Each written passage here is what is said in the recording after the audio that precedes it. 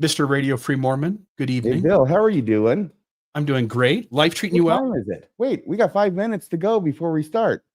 I know, but we talk so much before the show starts, and the conversation seems so interesting that you often say we should be live right now having this conversation. So why not get ahead of it? When we're both ready, let's not wait till 8. We'll just jump on. There's a bunch of people on the live chat, and bless you, the true and faithful. yeah, they were here early, so why the hell aren't we? I wanted to get your thoughts on something, and Yes. I'll put this up on the screen. Let me make this bigger. Yeah. So Rebecca sent us this today. I think it was I sent it. You sent it. Elder Tad. I find some news sometimes, I love it's it. not just all Rebecca. No, it's zero me in these messages. I usually pick my stories for the newscast the morning of the newscast. I want all 7 days to find some piece of interesting news. And you guys are often very quick. You guys grab the hot stories because they happen before before Monday. Yes. And I'm good with that.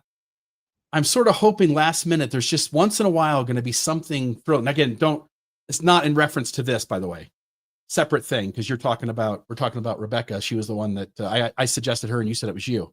And I got talking about the newscast, but I want to note that Elder Tad R. Callister passed away today.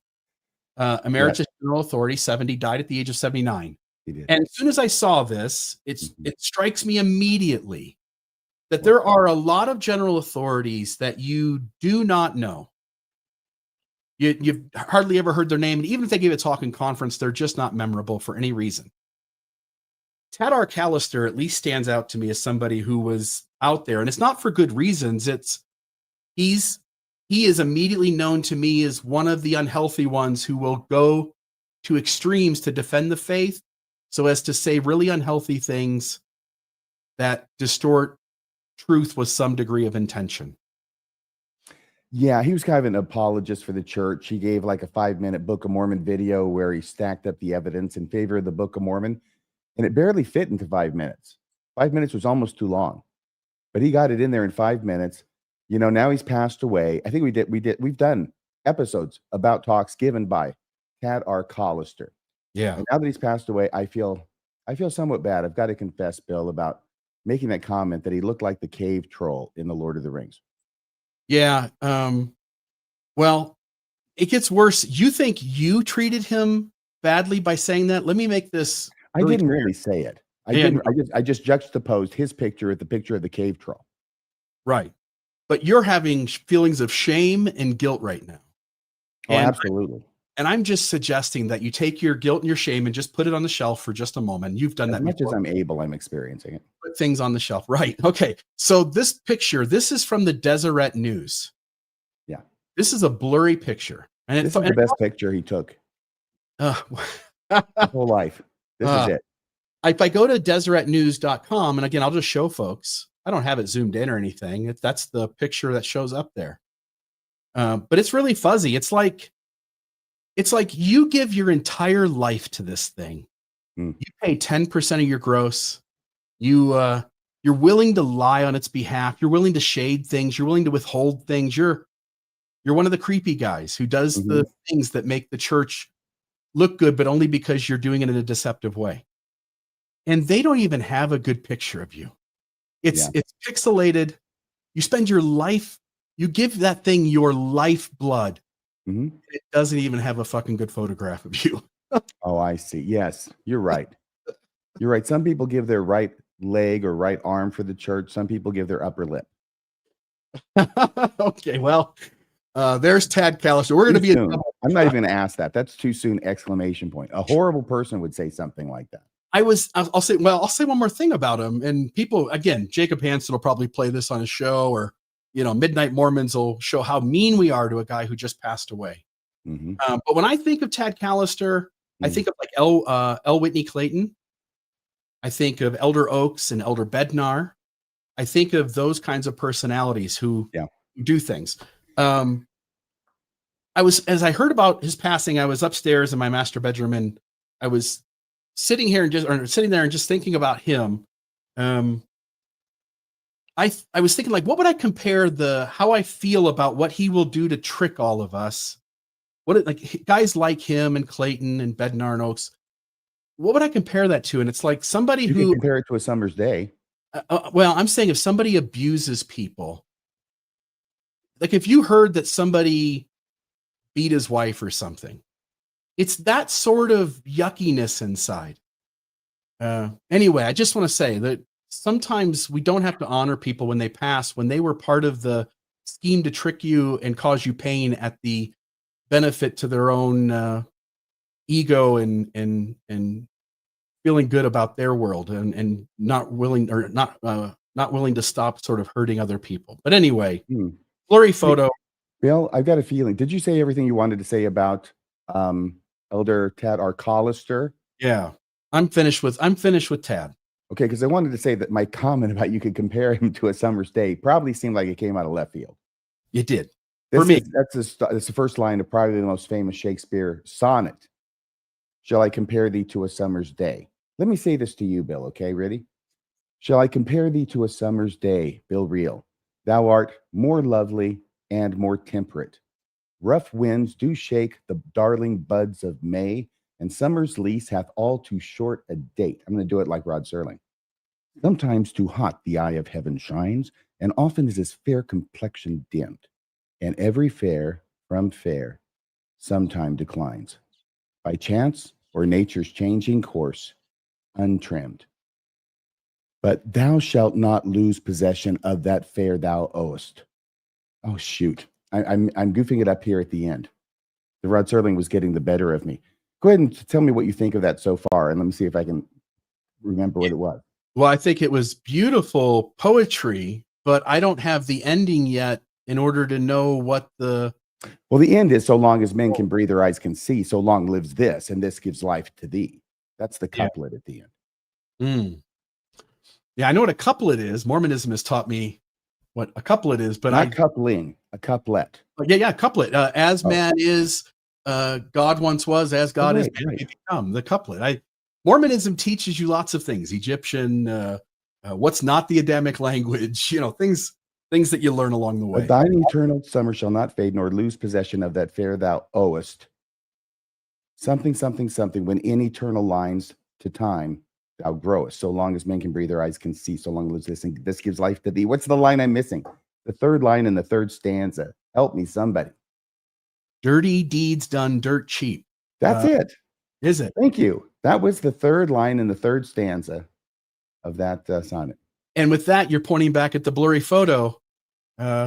Dirty deeds done cheap. Some guys will do the dirty deeds and they do it on the cheap. They're the ones paying to do it. Okay, so let me see if I can do it once more, okay? Not from the beginning, just from the third stanza, right? Where it talks about eternal lines to time thou growest.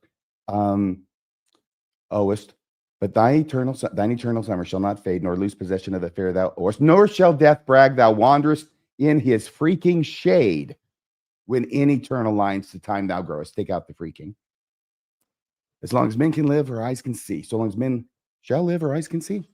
So long lives this, and this gives life to thee, Bill Reel. That's my belated birthday present to you. During this time of great excitement, my mind was called up to serious reflection and great uneasiness. And though my feelings were deep and often poignant, still I kept myself aloof from the various parties. But in process of time, I became somewhat partial to the Methodist sect, and I felt some desire to be united with them. But so great was the strife and confusion among men and things. The contending, yeah. I don't know. And there's a little bit more in there, right? Before you get I know what you're thinking. I'm missing something. I was thinking that really recently, like within the last 60 seconds. Yeah. And I didn't serve a mission.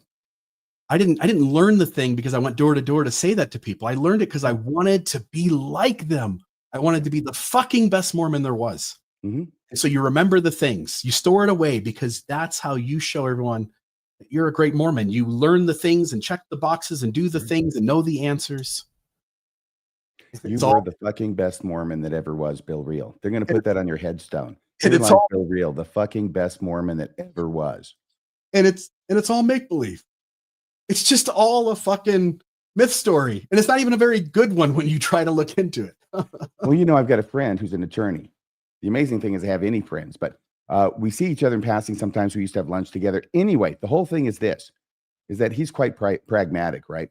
about things. And I'll quote something like, I won't quote the whole sonnet. He wouldn't sit still for the sonnet. I would have food in my lap by the time I got done with the sonnet with this guy. But I'll do some kind of quip, right? And he'll look at me and says, why do you bother filling your head with all of this useless information? And you know what I say, Bill? I say, well, when you stop and think about it, it's all kind of useless, isn't it? And part of the joy of life is putting some things in your head that you took so seriously you can recall them later.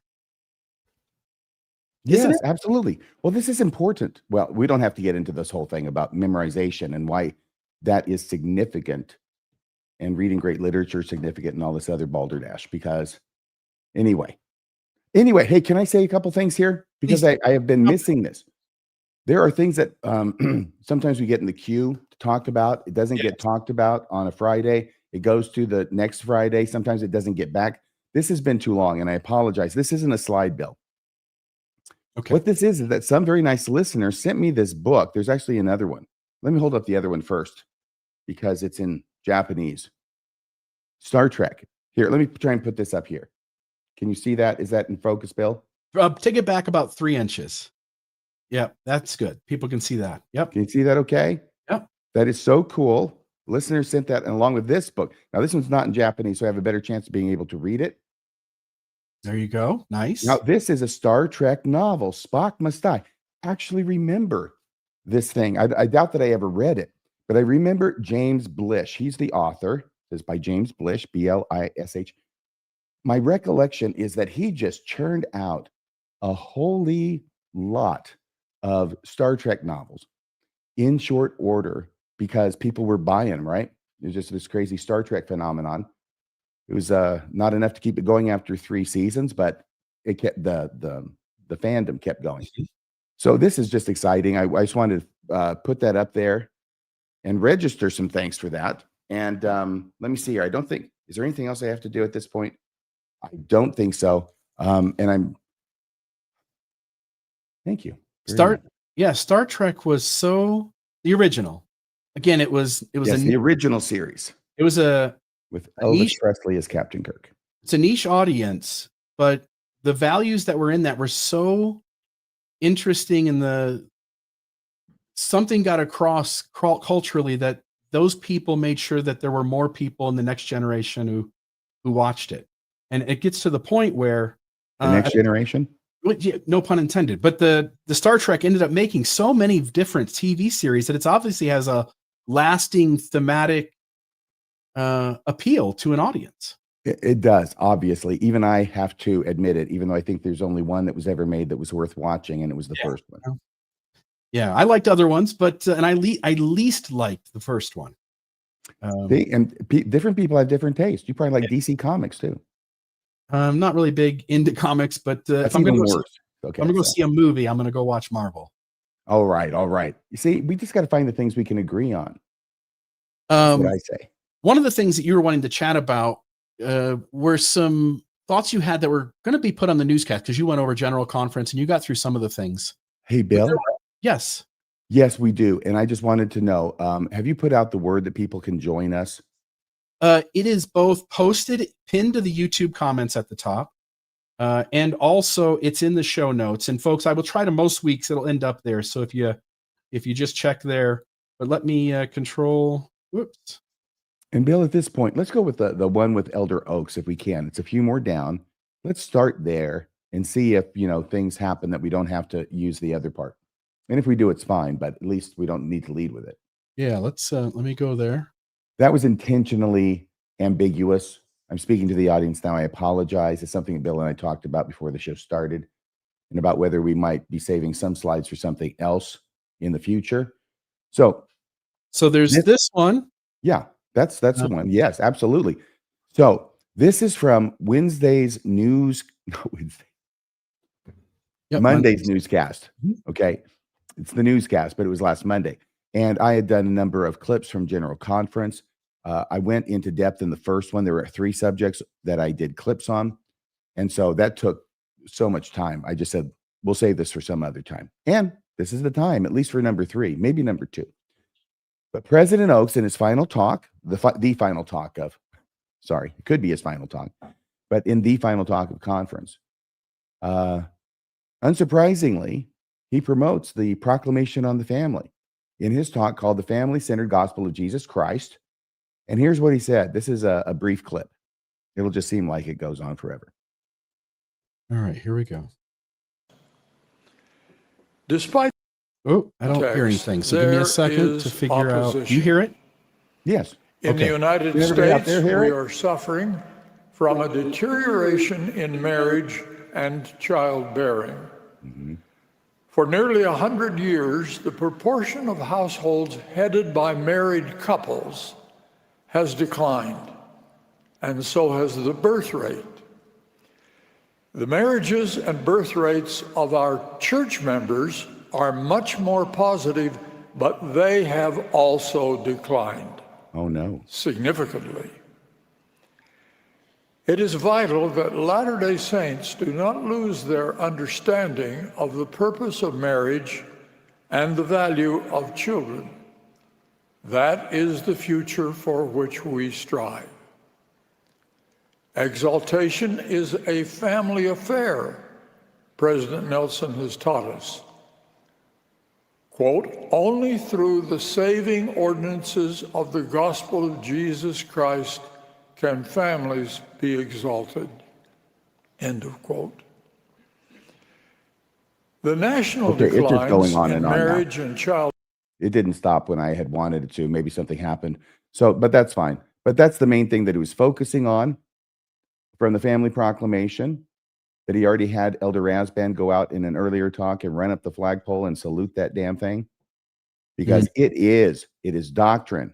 It is doctrine, as Brother Ned knows. It is scripture. We might as well call it scripture. And why do they have such trepidation to call it what they treat it as and what they want the membership to accept it as? It's a strange thing. But that's what he does. He focuses on you guys out there, you're not getting married young enough and you're not having kids fast enough.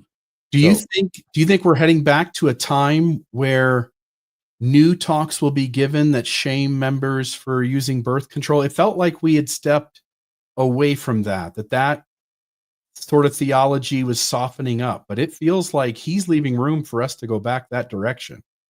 I'm not sure it's ever changed.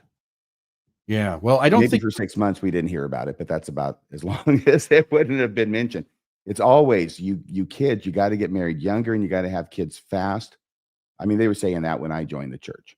Yeah, but I mean, like the handbook says it's up to the parents, up to the couple to decide how they handle things. But then it gives them sort of scripture to kind of guilt you into knowing you know what we mean. Right. It's been a long time since they've said what they meant. Well, you may be right. You may be right about that. Well, apparently desperate times call for desperate measures like being forthright. Yeah.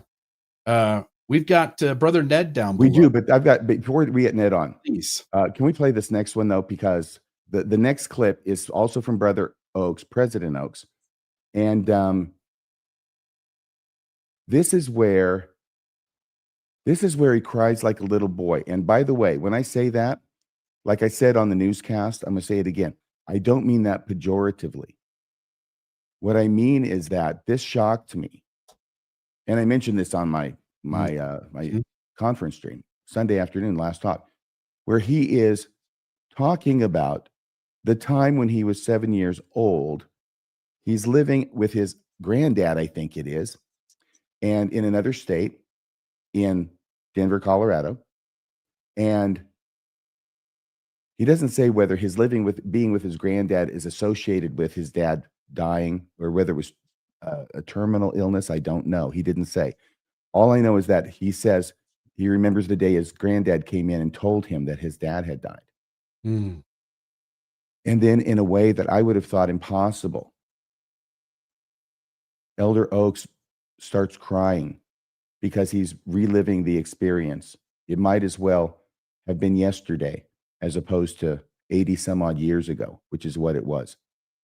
So this made me feel like, my gosh, he is a human being.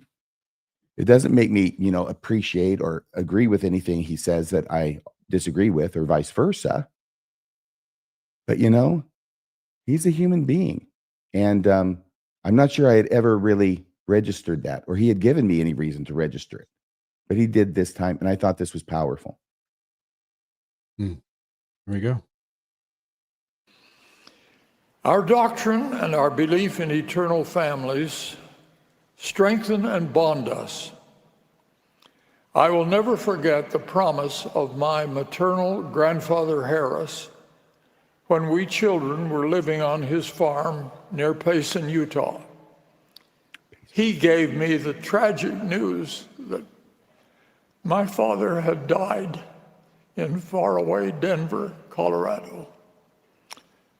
I ran into the bedroom and knelt beside the bed, crying my heart out. Grandpa followed me and went to his knees beside me and said, "I will be your father." That tender promise is a powerful example of what grandparents can do to fill in the gaps when families lose or are missing a member. I thought this was the most powerful moment in his talk. I think this is the most powerful moment in any talk I've ever seen him give. I think it might be the most powerful, positive moment he's given those of us on this side who have spent a long time struggling with lots of things that he said, but that there was sincere and honest and vulnerable. Yeah, so let's bring Brother Ned on now. Ask him what he thinks about this. Hey, Brother Ned, how you doing? I'm doing fine.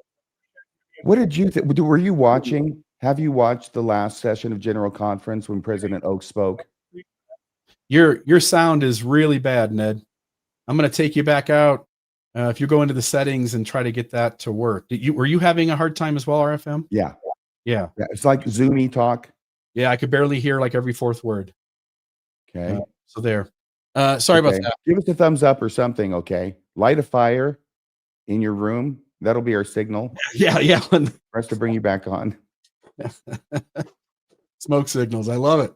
Well, while he's doing that, you want to go to the next clip?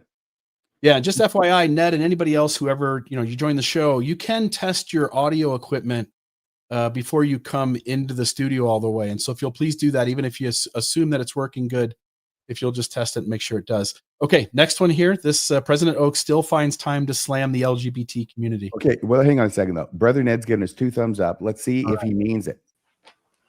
Okay, can you hear me now? Yes, can you get closer to your microphone? Sure. Wait a minute. Move it up. Is that an ergonomic chair? Yeah, that's right. I wish I had an ergonomic chair. Battle Cruiser RE20 microphone. Okay, well, you're going to have to upgrade at some point. Yeah. How about some more spite? How about that? No, what's on your mind, my friend? Oh, I was asking him. I was asking Ned, did you watch the talk by President Oaks in general? I did. I thought it was unusual. How? Very unusual. How? Yeah. They don't normally talk in stories like that. I think the idea and the focus is to bring the people more into the leadership of the church rather than focus on Jesus Christ. I am so sorry. Ned, would you say that again? I may have been thinking you were going to say something else so hard that I completely misunderstood what you said. Oh, can you hear me good or not? I can hear you. I heard every word. I just didn't understand what you meant. Would you please say what you said again? When the brethren talk in General Conference, it's usually about the leadership following the basic commandments, staying loyal, and not specifically about Jesus Christ and following what he said. In his talk, it was more personal about him and what's going on in his life instead of the church and or Jesus Christ. Did you hear that or not? Well, I heard this story, and the story was obviously very personal. And that was the power of it. What did you think about that story? Did you think it made him look weak? I agree. I think it did make him look weak. I think it wasn't a good promotion at all. I think RFM was looking for the opposite answer. No. I'm looking for the truth. No. I don't mean it like that. I think, but you were expecting to hear the opposite answer, and you Maybe, but I'm asking my questions in a certain way just to see what the heck the answer is. I totally get it. I'm afraid you're tipping off the suspect. That's okay. Go ahead, Mike. So what are you looking for? It's just a question. I asked you what you thought, and you were saying you thought it was a bad look that made Elder Oaks look weak. I think because he's 174.3 years old, that the things that become on your mind at that age are maybe not what you would feel or deal with when you're 40, 50 years old. And so it was awkward. In my view, it was awkward. It's interesting that people have different views about it. Yeah. Let me just say that if the leaders of my church were, if I could feel from them that they were that all of the time, I'd fucking still be in this thing going. That wasn't weak to me. That was what I wished my leaders were.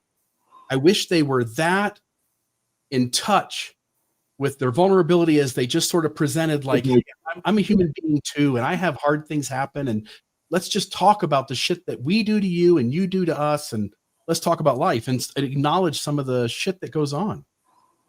Is that what you heard in this talk?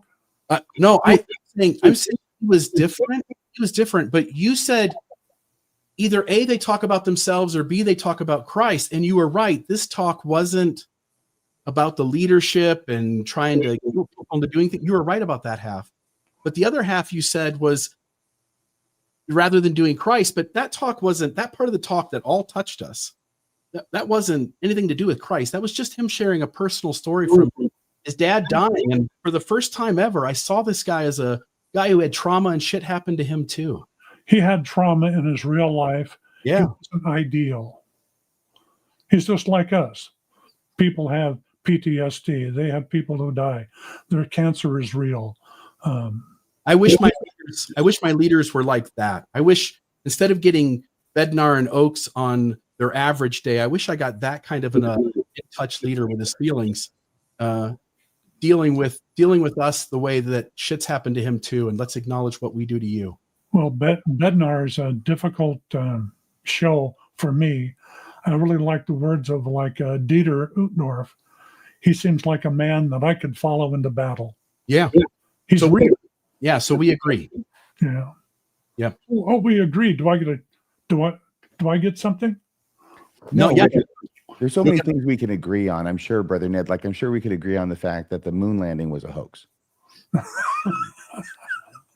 Oh, I got my Melodium P36 interplanetary explosive space modulator. I feel like this is where I came in. You asked if we get something. Yeah, you might get a letter. Two guys in a suit might show up at your door and hand you an envelope. And that's a big suit for two guys to fit into. And request your attendance in a few weeks. As a matter of fact, I talked with the Elders Quorum president, and he said, I really appreciate you coming out to church again. And so, again, well, I've been less than constantly active for a period of time. Yeah. How long were you inactive? I have a difficult time with institutionalism. Yeah. A lot of people like the structure. This is where I go. This is the time I show up. This is what's going to be taught. This is what's expected of me. So their whole life is in this controlled box, and it makes them feel like that's my life and that's good. So that's not Brother Ned. So you're justifying your inactivity and staying away from the Lord's church and his sacrament. How long? I don't recall. No, it's just a few months. How many is a few? I think we'd also have to be honest. There may be some of these questions that there is no answer to. Yeah. Do those months go into years? Was it up to a year, less than a year? No, it's been less than a year. Why so you stopped going because why? Primarily was because of my wife's and our health issues.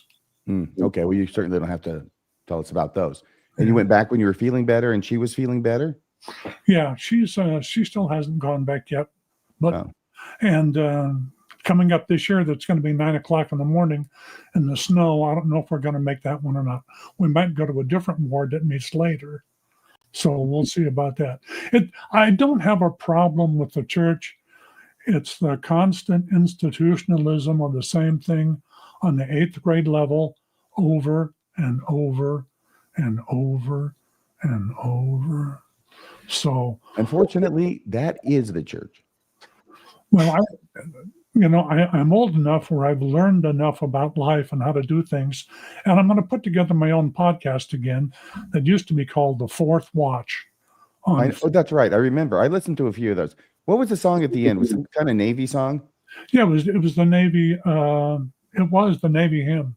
And it was sung by some people and my friends. And one of them passed away. And I'm sorry. I think the idea was to be the Lord's Navy. And that if we looked at the Savior, keep our focus on God instead of the storms of life, because he knows the future, he can lead us and guide us and direct us and keep us from eternally drowning. You got to admit, though, Ned, 2 hours is way better than 3 now, right? Right. When they went down from 3 hours to 2, you were like, oh, my life got better today. Woo. I understand. I agree with that. I think that the focusing on the we were all unified on that one. Both the leaders and the post-Mormons and the Mormons all agreed that 2 hours of church was better. That was a pretty cool moment. Yeah, I agree with that. The constantly going over the talks in conference, I don't think is really beneficial. Who does the talk better than the person who gave the talk? Anybody. That's my answer to that question. Oh, that was anybody can do it better than the person who gave the talk. Not doesn't mean they will, but anybody could do it better. By the way, Ned, I got to ask you the question. You talked about how boring church is. We all know that. You're saying it. Bravo. Does that have anything to do with why you're watching this show? What other shows of ours do you watch? Oh, I brought your other shows, but for me, it's difficult. I would like to be on the show more, but I would like to see what's happening. What the program is going to be. Ned, you could pray day and night, Ned. You could spend all your life on your knees begging, Heavenly Father, please, may I have more time on the Mormonism Live show? Yes, that would be totally wonderful. It would be so great, and I would be. And we will sing Ned for sale. RFM. No. How's his audition going? It's really bad. You're not doing so good. Next. Don't call us, honey. We'll call you. We're gonna let you go.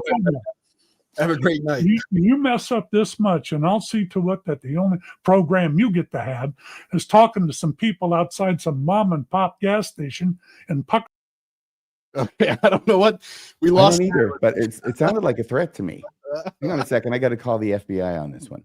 Can you imagine, folks? You guys in the comments, big yes, big no. Do you want to see Ned? Now, we're not going to do it no matter what. By the way, it doesn't make any difference. I'm sorry. Should I say that? I'm giving it away now. I'm sorry. It doesn't make any difference what answer you give in the chat. Yeah, because it's not happening. It's not happening. Because we value the show and we value you. We got to say, if any of you out there put why on and answer that question, we got to save you from you. Did you hear something? Like half his time was doing like sound effects and shit. And then whenever he was, I thought that I heard the same line repeated. And whenever he was asked a question that he didn't want to answer, he tried to make a joke, but it was obvious to all of us he wasn't wanting to answer that. No, and then it turns out he makes it all big and mysterious. Ned, I hope you're watching. Here's the thing, Ned.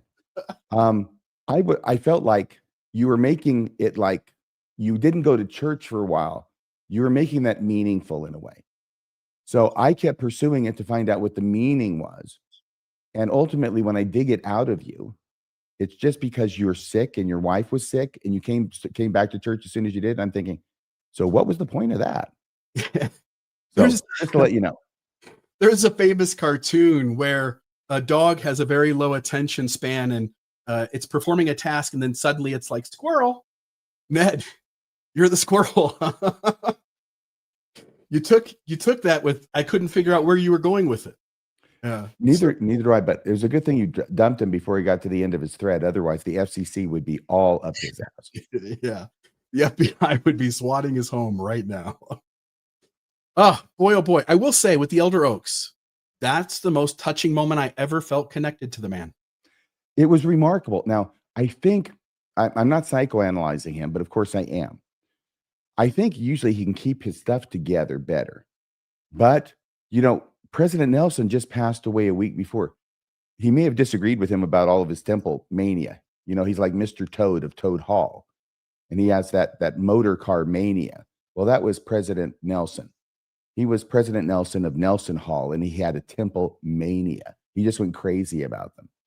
And here's Oaks, who's one of his dear friends, but he can see that he has this mania and try to save him from the mania. And you can't save Mr. Toad from the motor car mania. So, but he was close to him, is what I'm trying to say. He was a friend. And his dear friend just passed away a week before. And he's 93. I just think things came together in an emotional way that caused him to act this way, even though obviously he would have rather kept it together. He is really frail. When I look at him, he looks so much more frail than he did just a few years ago. And I think that combined with the other two things, as you pointed out, those three add up to somebody who is primed to be thinking about what happened to their friend is about to happen to them. Yeah. I mean, there are times when that happens. Yeah. To all of us, I assume. Yeah. It certainly happens to me. Yeah.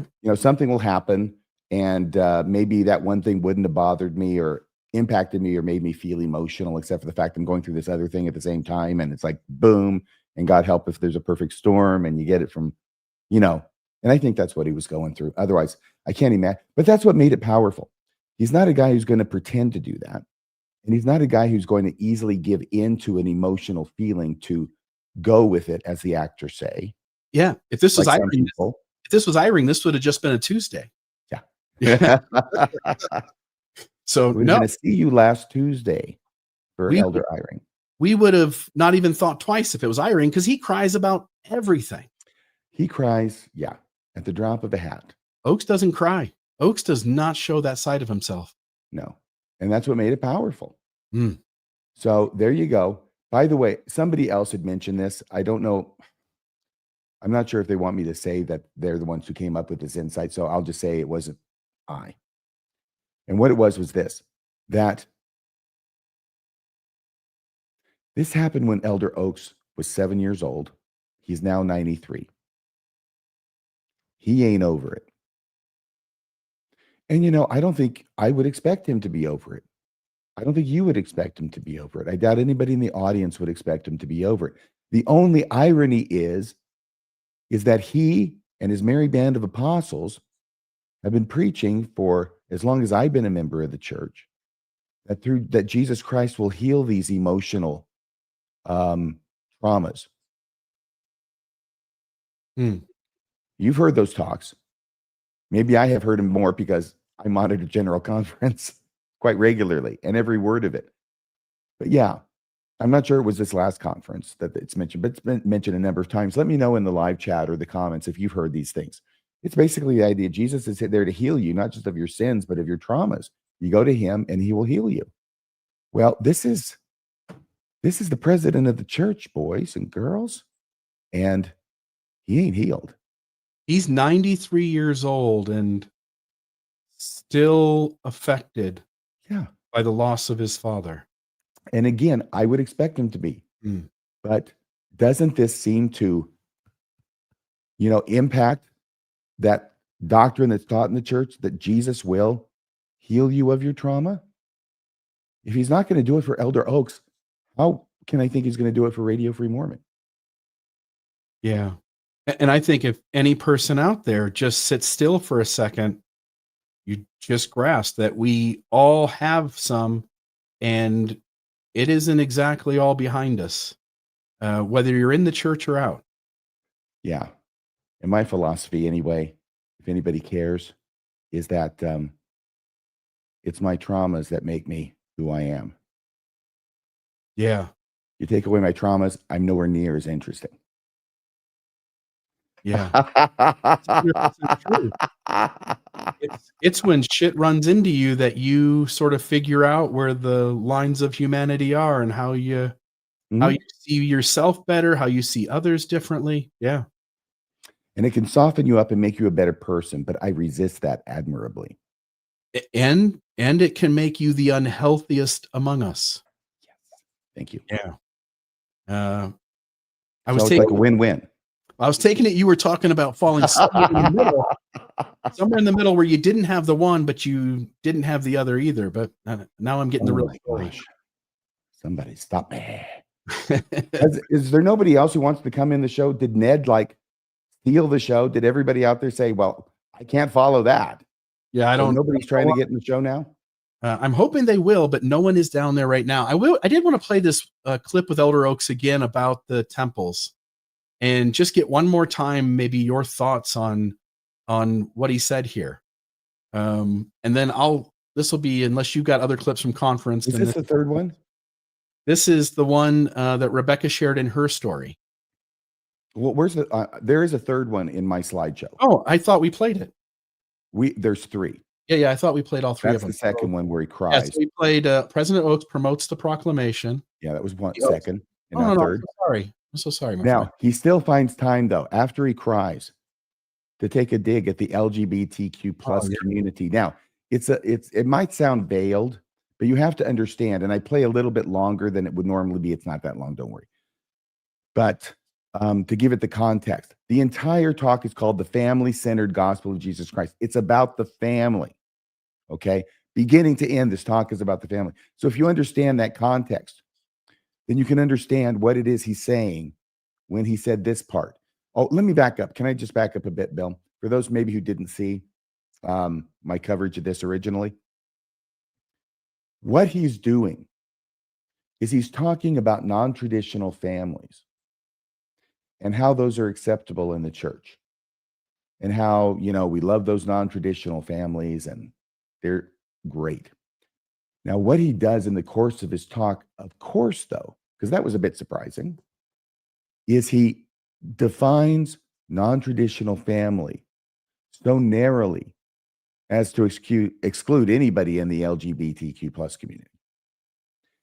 His definition of a non-traditional family is his family when he was a kid and his dad passed away and his mom as a widow raised them. See, that was non-traditional because she wasn't married anymore. Her husband had passed away. That's what he's talking about. Mm. And then he comes around to and says, they can be, what is it? They'll be exalted. Of course they will. They're married in the temple. We know. It's just like he's trying to promote non-traditional families when he's talking about something very different. And then we get to the latter part after the crying, and he takes a swipe, I believe. Let me know if you hear it too, about the LGBTQ plus community in terms of that those people, you see, if they're not just non-traditional, but non-traditional families, then they'll be able to repent in the spirit world.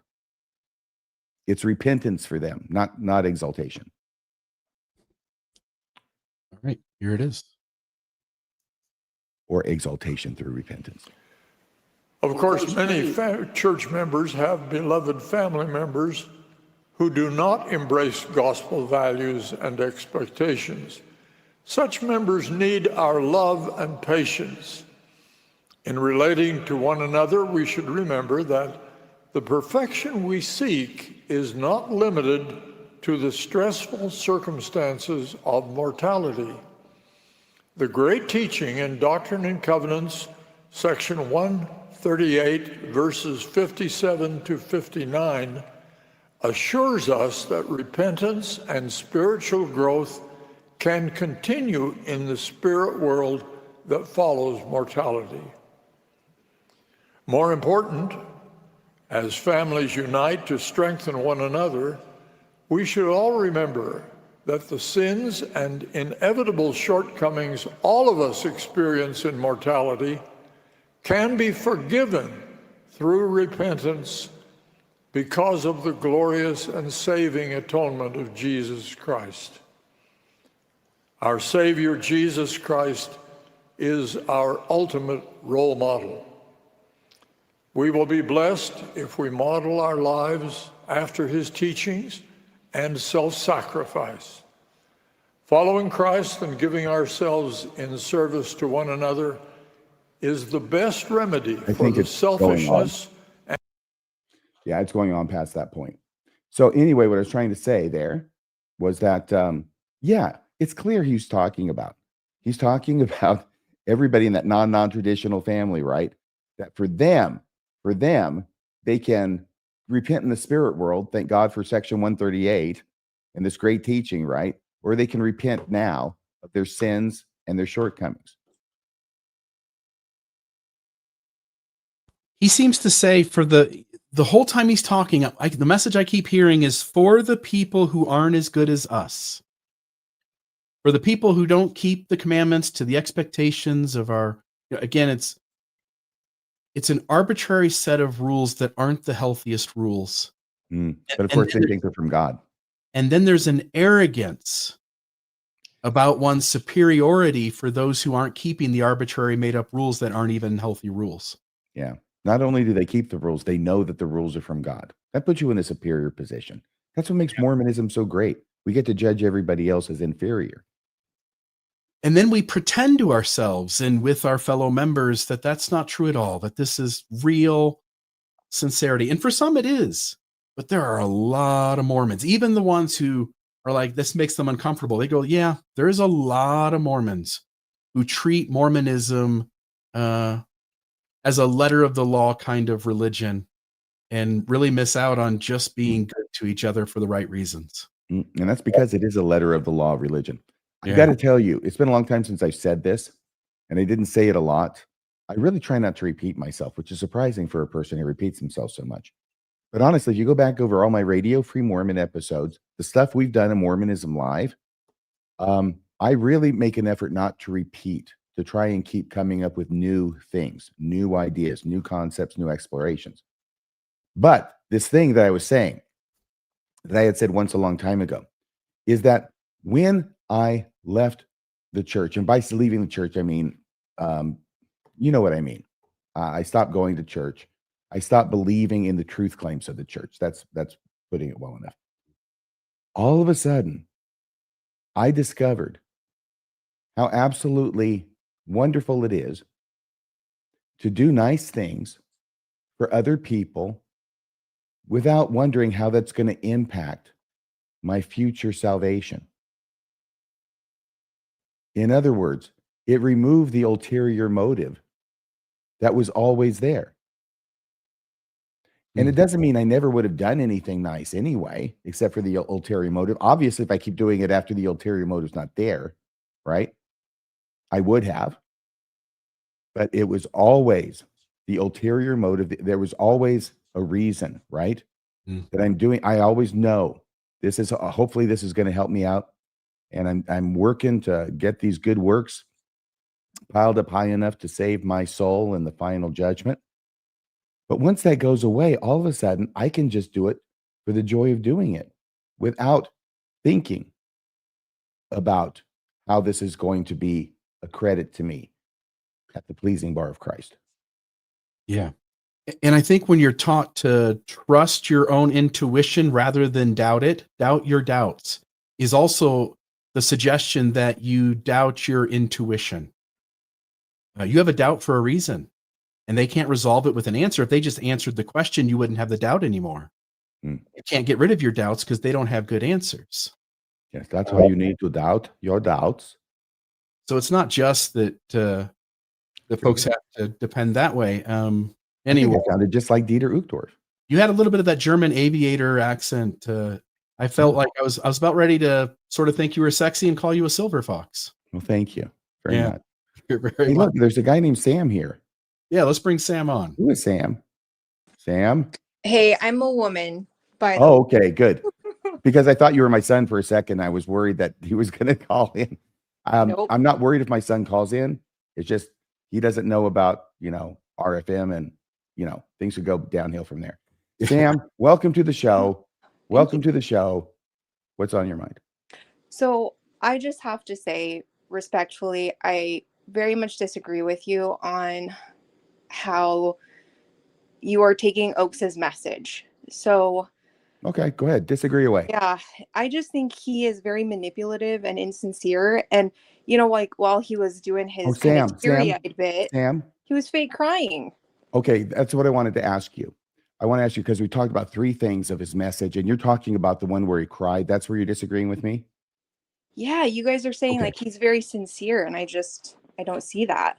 I Okay, and tell us what you see. him being very manipulative and trying to evoke some emotion by fake crying. I just don't think he has normal emotions like the rest of us, just based off of his behavior in the past. I just don't think he is operating with a full deck of emotions. And to function successfully in a narcissistic institution like the LDS Church, I just think he's some type of like narcissist or sociopath or something. I don't think he has full capability to have that kind of emotional range. Yeah. I'll just say here, you're not wrong for thinking that. Every other thing Oakes has stood at a pulpit and said indicates somebody who's willing to do harm to others in the name of loyalty to a faith. He is the poster child of that. But also, I agree with RFM in saying that also this moment stands out as different than everything else I've ever seen from him over the course of his life in front of a microphone at a pulpit. And it strikes me, it looks to me sincere. And the fact that it's an anomaly and it looks sincere, I want to give the benefit of the doubt. You have a good heart, Bill. Yeah. Yes, he has a good heart. But I agree with you. There's no other evidence besides this that what we're suggesting has merit to it, because everything else he does is, I will intentionally harm these people to make my point. Exactly. And by the way, Sam, the thing that's great about this show, among many other things, is you don't have to apologize to have a different opinion. It's Right. absolutely fine. It's encouraged. Right. Ultimately, obviously, there's no way we could tell. I mean, we could ask him, but then how can we trust him, right? Yeah. So it's fine. And I think I was putting up all these comments in the live chat from people who agree with you. Well, I appreciate you being open to having a different voice and a different perspective.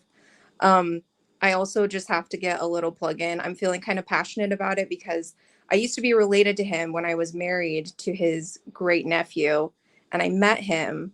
And just, knowing the family system as well, I just have a whole other kind of layer going on in my head, and like How much can you processing tell my us own about that? emotions, seeing him become president. How So, much can you tell us about the family system and how that leads you to? oh my God. Oh my God. Just the 3 of us. We'll keep it right here. Okay. So, Okay, and everybody else. Go ahead.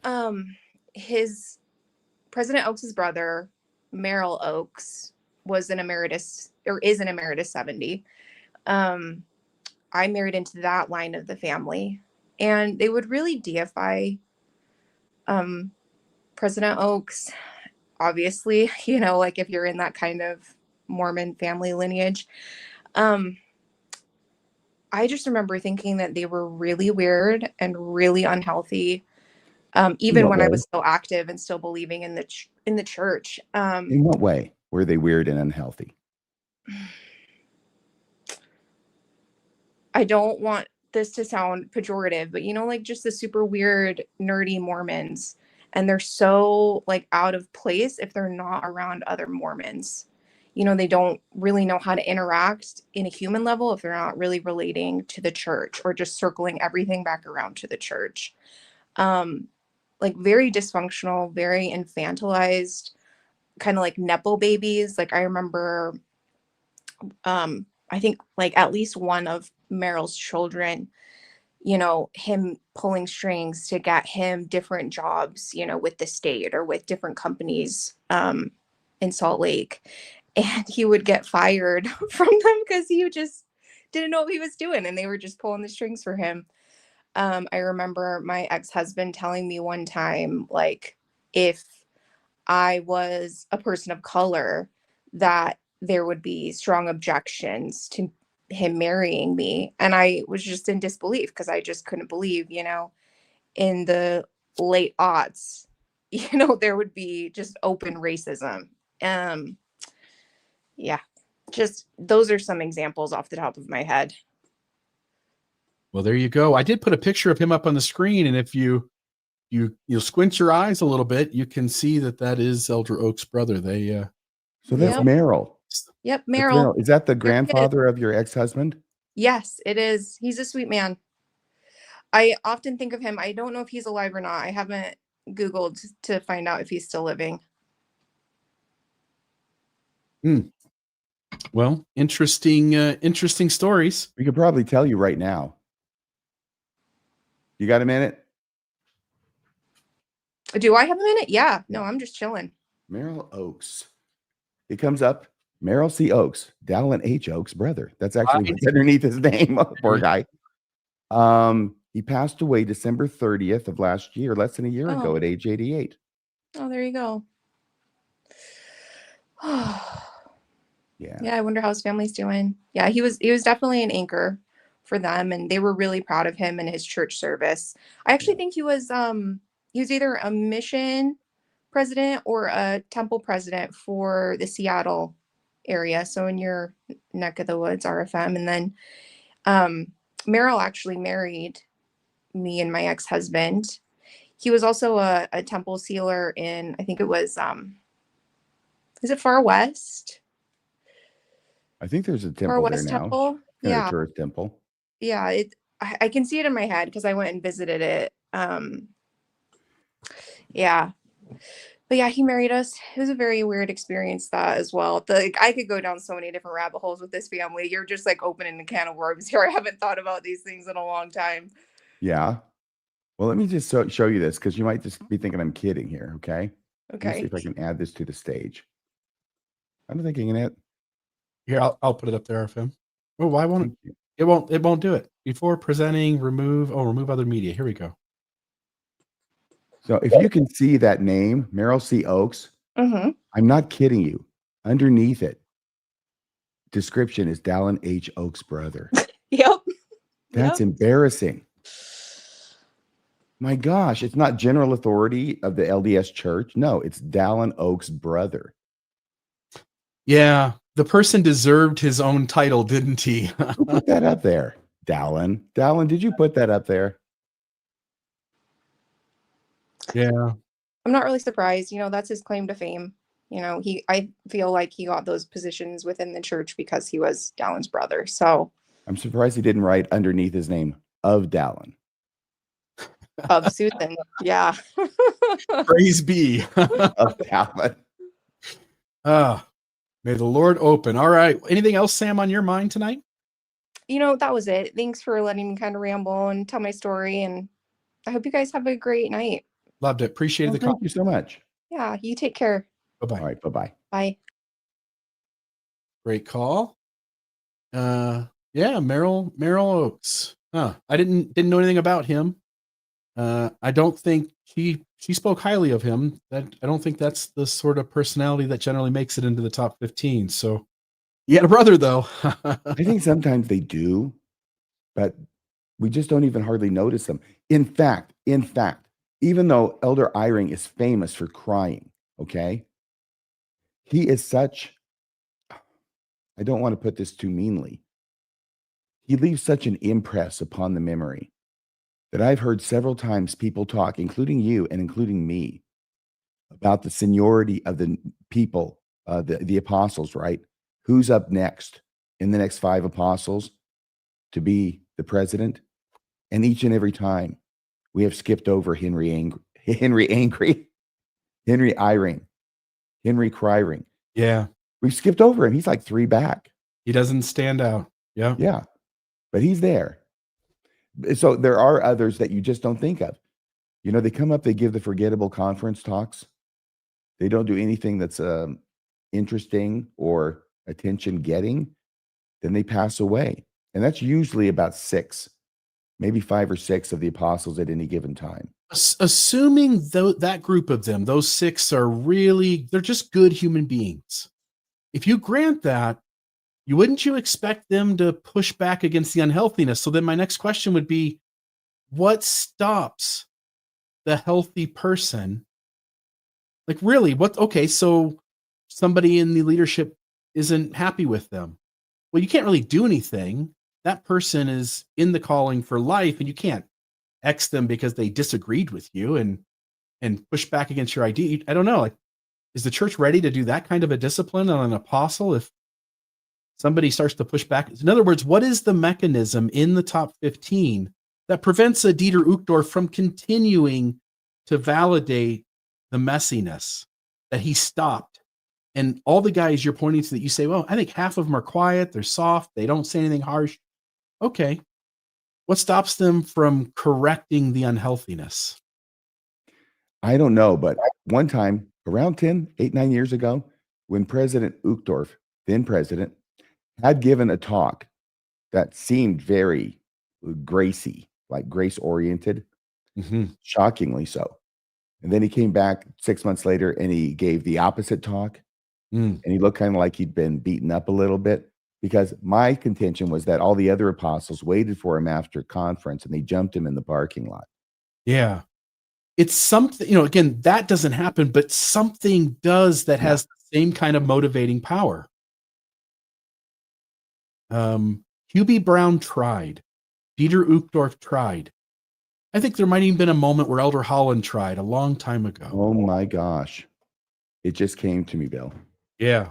It just came to me. I'll bet it came to you a long time ago. Hugh B. Brown. I just quoted when I was doing my conference stuff, that quote from his book about the apostolic charge. And that the apostolic charge is that you have to present as if the entire quorum was unanimous, even when they weren't, and you're on the losing end of it. He said that as a way to clean the blood from his skirts. That's why he put that in writing. Yeah. To say, hey, this wasn't me. I was voting against it, but I was in the minority. That's why he put that in his book. Because he's one of the minority, right? Yes. He's telling you the truth. He's the only guy in the room who had the balls to tell you a truth, because he's the guy who suggested that they retire when they're 70 years old and get the hell out of the way. There's something about being allowed to stay in this thing for life that promotes the kind of unhealthiness that he saw that he wanted to get rid of. Yeah. Yeah. I'm just amazed. Had you figured that out before? Not to that degree, no. It just came to me all of a sudden. It clicked. The why. Because there's always been this question. Why would you put in writing something like the apostolic charge, or at least part of it, this part of it? And now it clicked. Yeah. You say that when you're one of the few, if not the only, who's saying this is bullshit.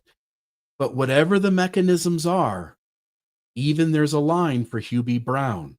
There's a line for Dieter Uchtdorf.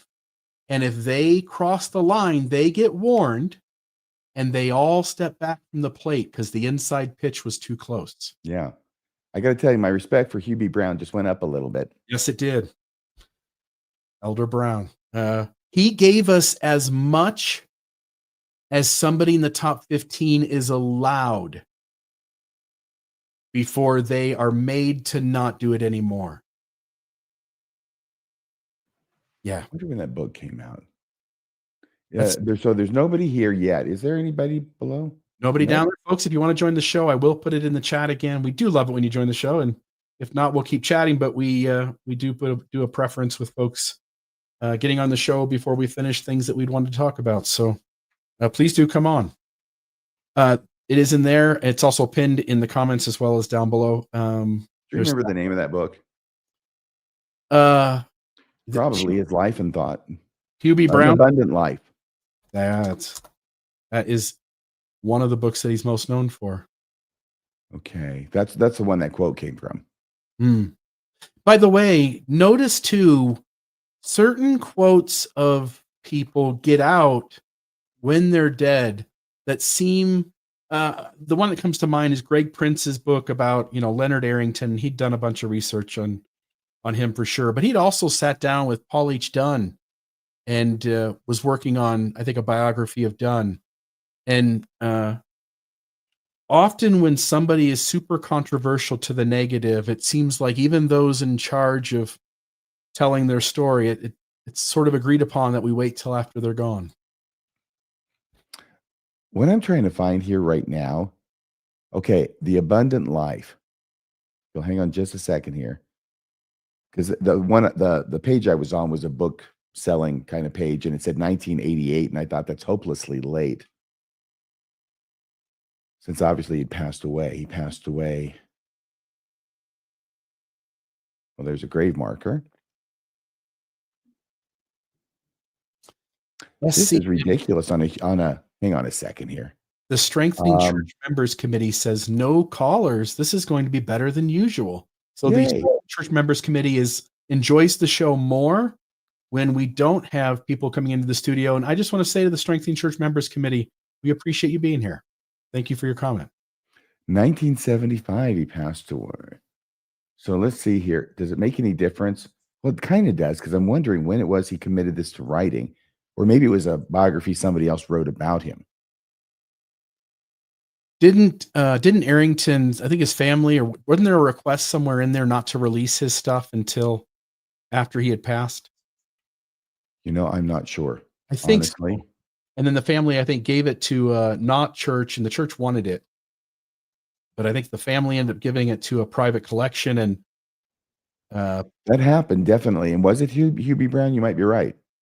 Yeah. And I think there's a similar kind of story, if not mistaken, with Hugh Nibley. 1965, The Abundant Life was the original printing. So yeah, that was right in the middle of all that. Crazy. Okay. Yeah, interesting that he wanted to let you know that he was one of the few. That's great. He was sending a signal. So there's that. He was blinking out the Morse code for the word torture. Yeah, he was. And the only way that he knew how and had any power in the system to do so. I wanted to get your thought on this last one here. We're at 9:02, so we're an hour in. We've got another half an hour or so to go. Right, I've got a reading to do. Yep. So let's do this, and I want to get your thought one last time, and then we'll go to that reading. All right. So this is Oaks.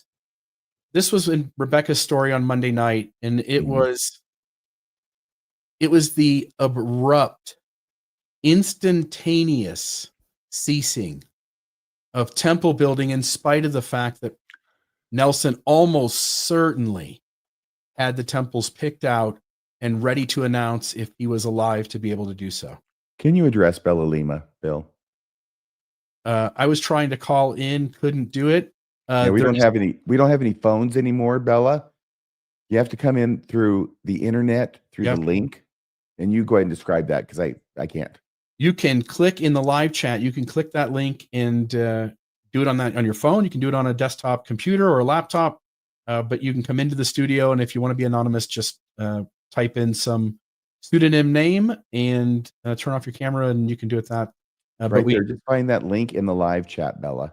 But the sound quality is such a difference that we really would want you to come in the studio. It just makes for a much better conversation. That was just not working at all. Nope, it's a super improved show experience for the folks watching, and it makes the conversation more understandable as we chat with you about things. So, all right. Anyway, Oaks here. There's this abrupt stop to temple building, and you can't help but think about what that says in real time about what he felt about the pace of temple building. Much as he loved his friend, he thought his friend was out of control. So here, but all the apostles felt, at least the majority, because he's going to say he got the vote of all of them, which means the majority. Yeah. According to Hugh B. Brown, the majority of the 14 people, the 14 apostles at that moment, at least 8 of them said, yeah, we're tired of this damn temple building. Jesus Christ, let's put an end to it, you know? So here's Elder Oaks, although I don't think they used the Lord's name in vain, probably. Every time they say his name, it's in vain. It's way more than me. Now I can't hear him. thank you for your prayers in my behalf. I have felt them. The doctrine of the Church of Jesus Christ of Latter-day Saints centers on the family. Essential to our doctrine on the family is the temple. The ordinances received there enable us to return as eternal families to the presence of our Heavenly Father. As of the April 2025 General Conference, President Russell M. Nelson had announced the construction of 200 new temples. He loved to announce new temples at the conclusion of each General Conference. Mildly derisive. And we all rejoiced with him. However, with the large number of temples now in the very earliest phases of planning and construction, He's telling you right there, because we have so many GD temples. Yes. Yeah. Because of that GD, Russell Nelson, he loved to announce those temples. But they cost something. There's an unsaid thing, which is something else, some data point, some feeling about what the risk is in doing so. This is coming to an end, and nobody wants to tell us what the reason is. Right. Because you know what it is. Because they got a list of temples that Russell Nelson left, which they're squirreling away and not telling the audience about. But his comments make no sense unless there is a list of temples, 18 more or however many more. Yeah. That President Nelson got from God and is now going the way of the dodo. Yeah. Every other leader didn't have a vendetta against Gordon B. Hinckley. Hence, every other leader recognizes that building them at this pace, the church membership as it is in these locations and moving forward, everyone else would have known this was not anything I would want to do. That doesn't make any sense. And by the way, just announcing them out of the air, out of thin air, not having plans, not having a piece of property purchased. This is why this thing has gotten so goofed up in the last several years with temples, because he just announces them and then the church has to go and start from scratch and say, okay, we got to find some piece of land around here. It is so bad. It is so bad that after announcing 200 temples, whatever he's done, after announcing 200 temples, rather than give him fucking 10 more just to honor his fucking life, and let's hold to the concept that he receives revelation and talks to God. It's not going to kill us. We've already gone this far. What's 10 more? He said, whatever it was, oh my God, would this please stop already? He doesn't even give him one. Not even one. Zero. Because he's done. He's had it. Can you imagine what he's gone through, the anguishes he has suffered during the final session of General Conference for the last 8 years, the last 7 years, when he has to sit there and listen to President Nelson go off on this list again of temples until they've got 200 temples announced, and over 100 of them, nothing's been done on them. Yeah. No work has been done. You're lucky if you got a plan. A lot of them don't even have plans. When Nelson took his last breath and word got back to President Oaks, first thing he felt, sadness. He had lost a friend. Second thought he had was, oh my God, the fucking temples can stop. Jesus Christ. Yeah. I'm so glad he died before this session of this semi-annual General Conference. Otherwise, we'd be on the hook for 18 more. Yeah. Yep. And they're 27 million, 24 million, $32 million a piece. And in an entity that has 265 billion in the stock market. Yeah. And another, I think, 200 billion in property. Oh, I think they're at 300 million now in the EPA. So with that kind of money, they thought, oh my God, can we not spend another, $300 million on temples this year? If I said million, I meant billion. Sorry. Yes. Small difference. Just one letter. For the church, it's just a little, just a little bit. But yeah, for the rest of us, that's a big number. Yes. So no more temples. That's it. And now, by the way, I wonder, let's bring Tim on for a second. I'm going to wonder in front of Tim. Wait, before you go, one rule, Tim. I think RFM will agree with me. Wow. I would want, and you can disagree, please, RFM. I just want to say what I wonder. I know. I would want this to be a politically neutral talk show. Okay. So leave left and right out and tell us whatever else you think about what's going on tonight. I want to tell you what I wonder, Tim. Okay, you ready? I'm ready. With this background and that's coming forward after listening to Elder Oaks, and what I'm wondering is this: I wonder if some of the problems that the church has had with temples, like in Fairview and a bunch of other places, right? But Fairview is certainly attributable a lot to Rebecca Biblioteca and her excellent work. I want to say that up front. But I also wonder if that's attributable somewhat to President Nelson just having all these places he names for temples. And everybody's going, you got to be kidding me. So we got to go over here and we have to find a place. And then we have to build the temple there because the freaking prophet said that this is where a temple is going to be built. Wouldn't it make more sense to announce temples after, I don't know, ground has been broken? Something like that? Of course. Definitely. I mean, seems like it would to me. You don't have to wait till it's completed, but at least break the ground, for crying out loud. I couldn't believe how fast it was pushing them out. I mean, I was like, are you kidding me? Mm-hmm. You know, they can only do 3 to 6 a year. And it's like, that's insane. It's like he had temple diarrhea.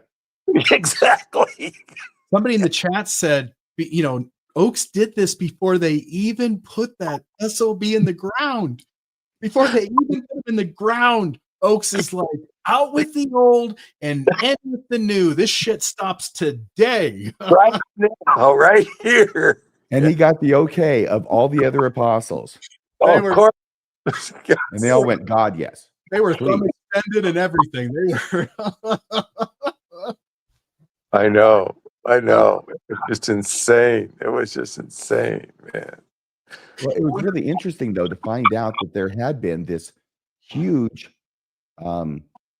split in the leadership of the church about these temples.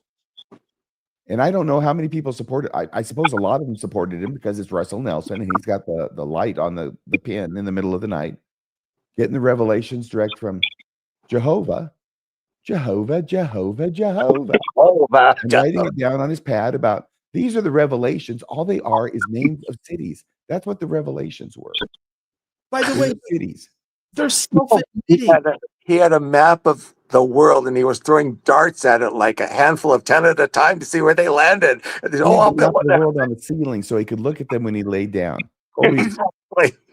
Not like what Colby Reddish has on his ceiling, but what Russell Nelson had on his ceiling was a map of the world. Yeah. You go to sleep and think, what names should I build temples in? What city names should I build temples in? Elder Oaks does not believe that Nelson went back to his heavenly Father and he was the Lord's prophet up until that moment. Because if he did, he would have just announced the guy's temples. Yeah. He believed that Nelson spoke to God and he was our mouthpiece. You announce the temples. The only reason you can even violate that is not because, I'm the prophet. No, you went back into the 12. It hasn't been chosen yet.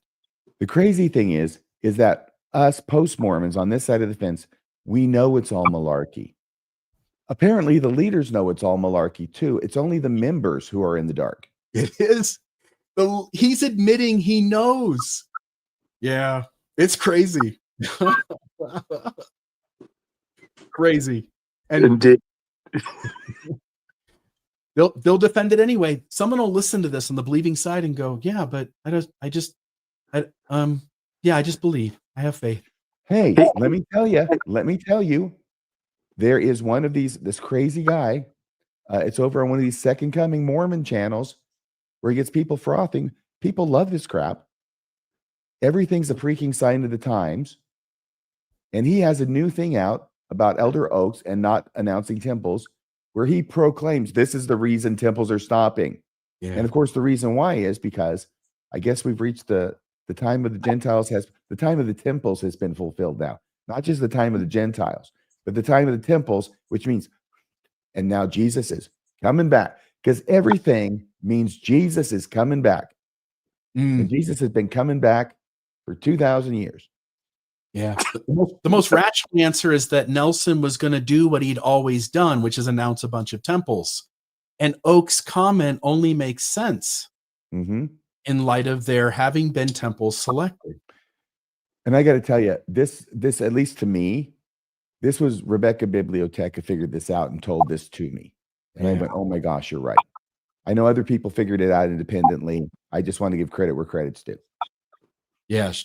It's a brilliant insight, and it pulls back the curtain, as well as so many other things that are at the forefront of that kind of concept in Mormonism, where it exposes what they really believe. Again, you can say what you want to say, but show me by your actions. And his actions was, I don't believe this guy's talks to God and gets revelation.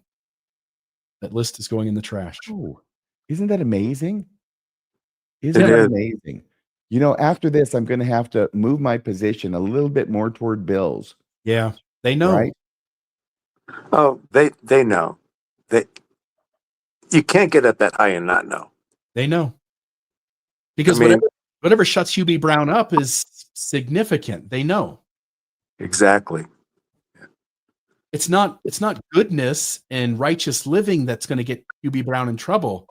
Something is held over his head that actually works.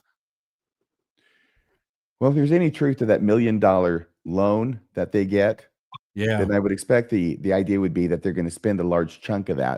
And then if they get any ideas, then it's due on demand. Yeah. My friend's cousin That makes sense.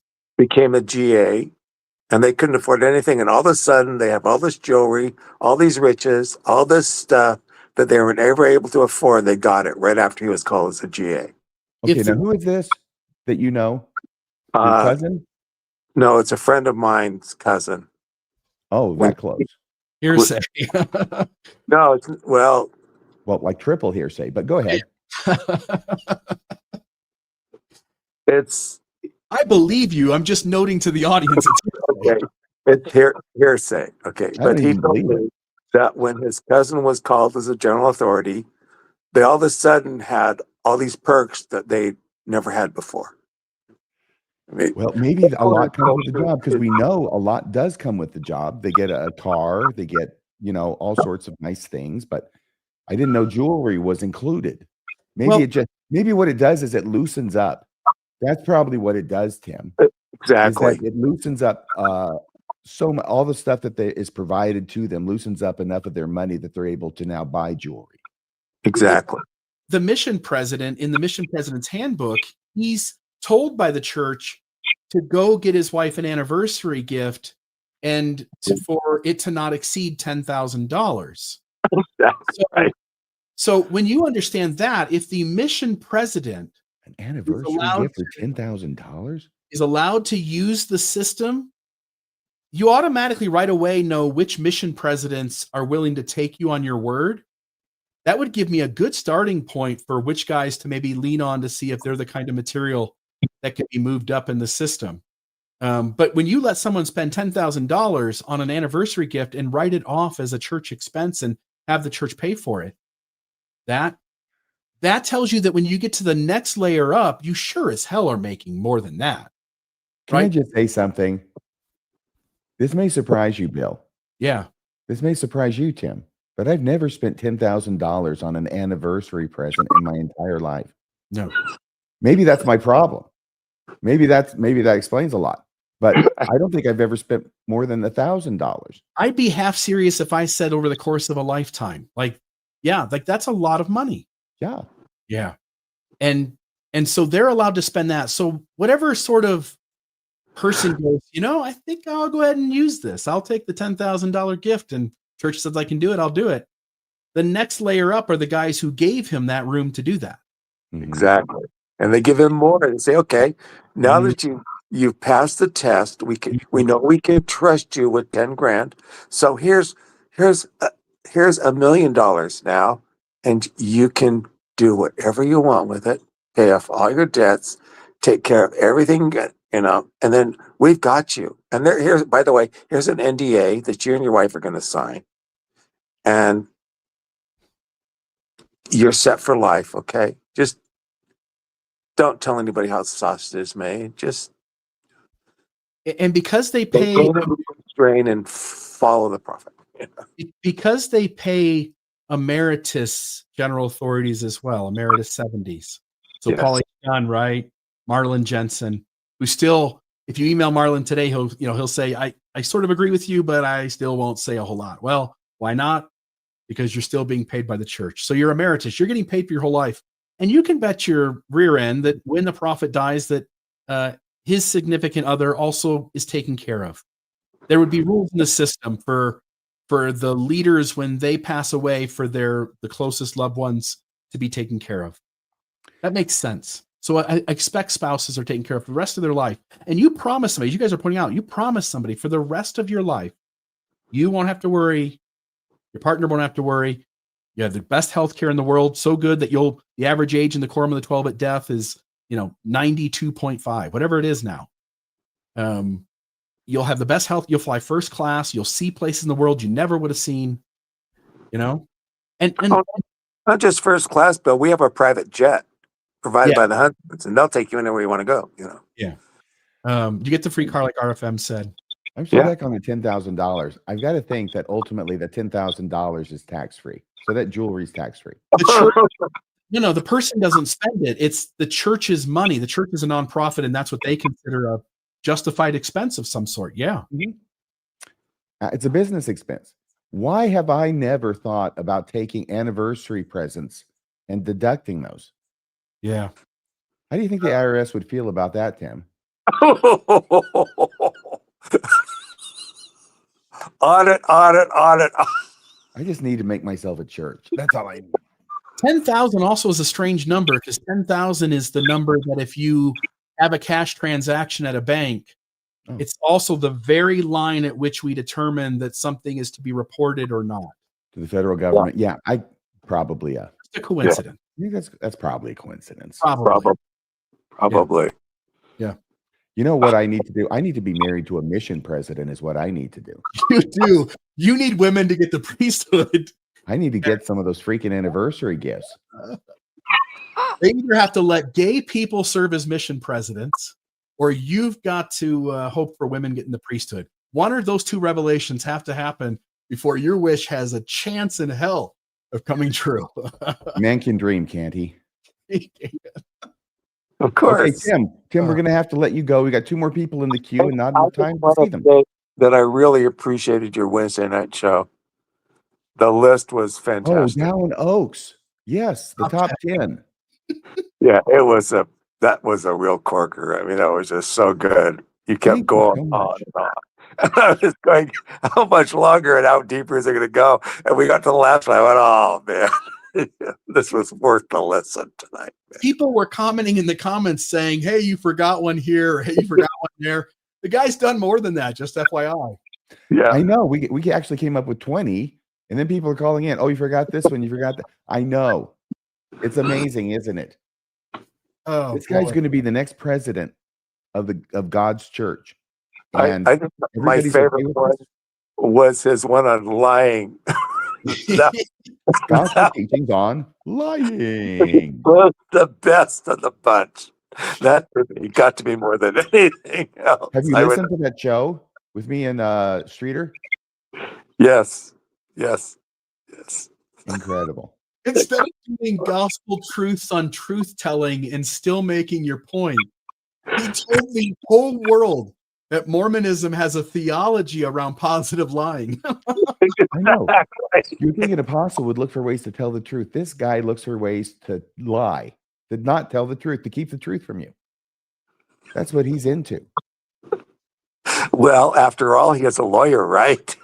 And you don't want to give him too much trouble, or you'll wake up in the morning with a horse head in bed with you. Oh, yeah. Sometimes these guys just tell you the truth, don't they?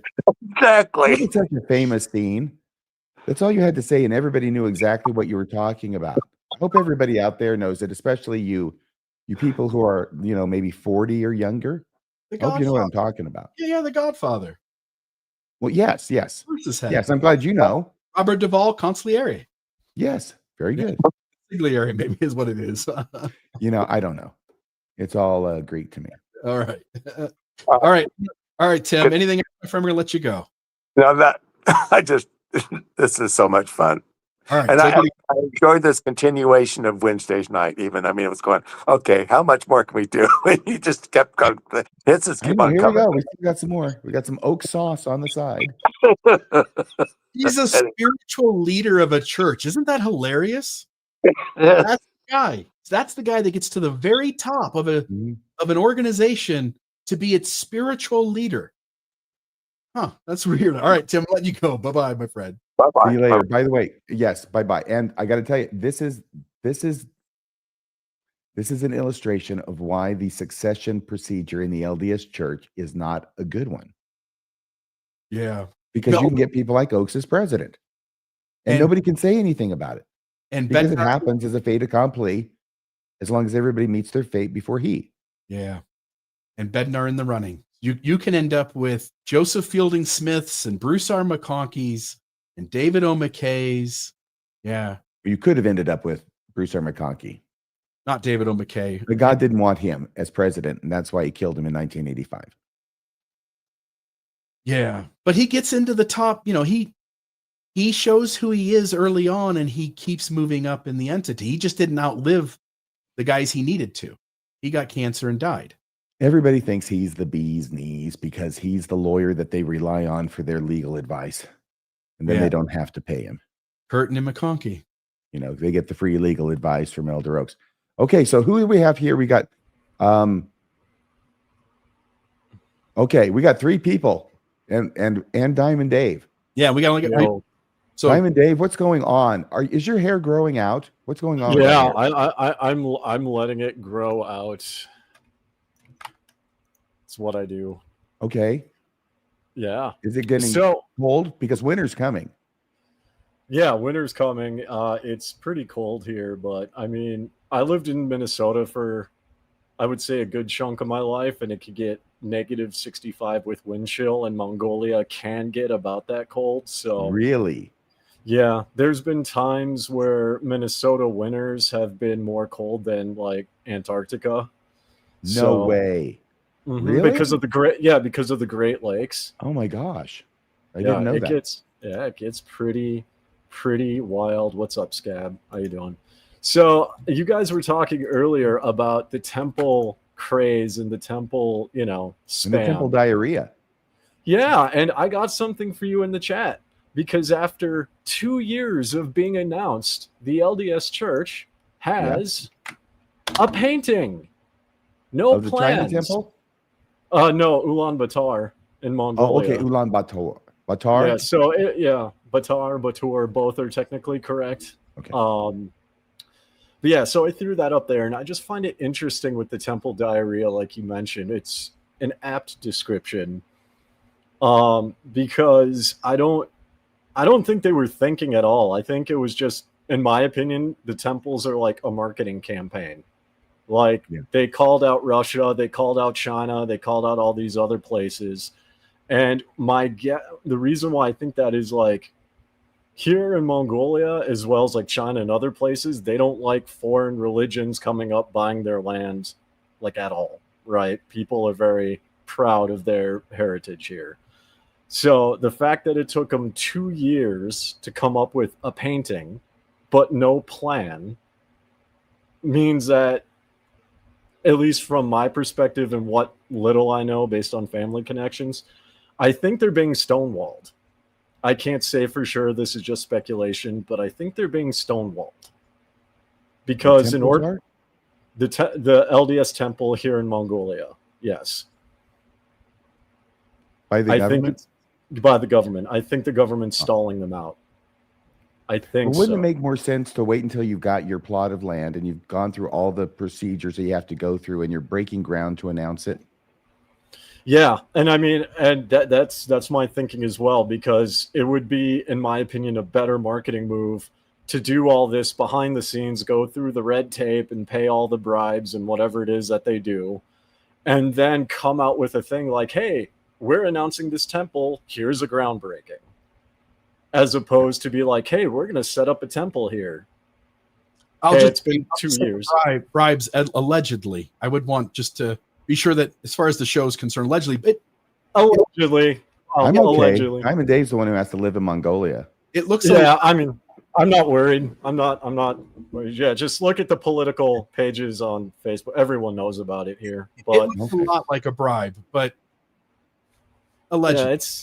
Yeah, I mean, I can't see them investing in the community and building wells in the provinces out of the kindness of their heart. You know, those are unconnected. It just so happens that where they build a temple, there are, at least in some of the places where government officials get money to their district, and where they're not building temples, there are no government officials getting money.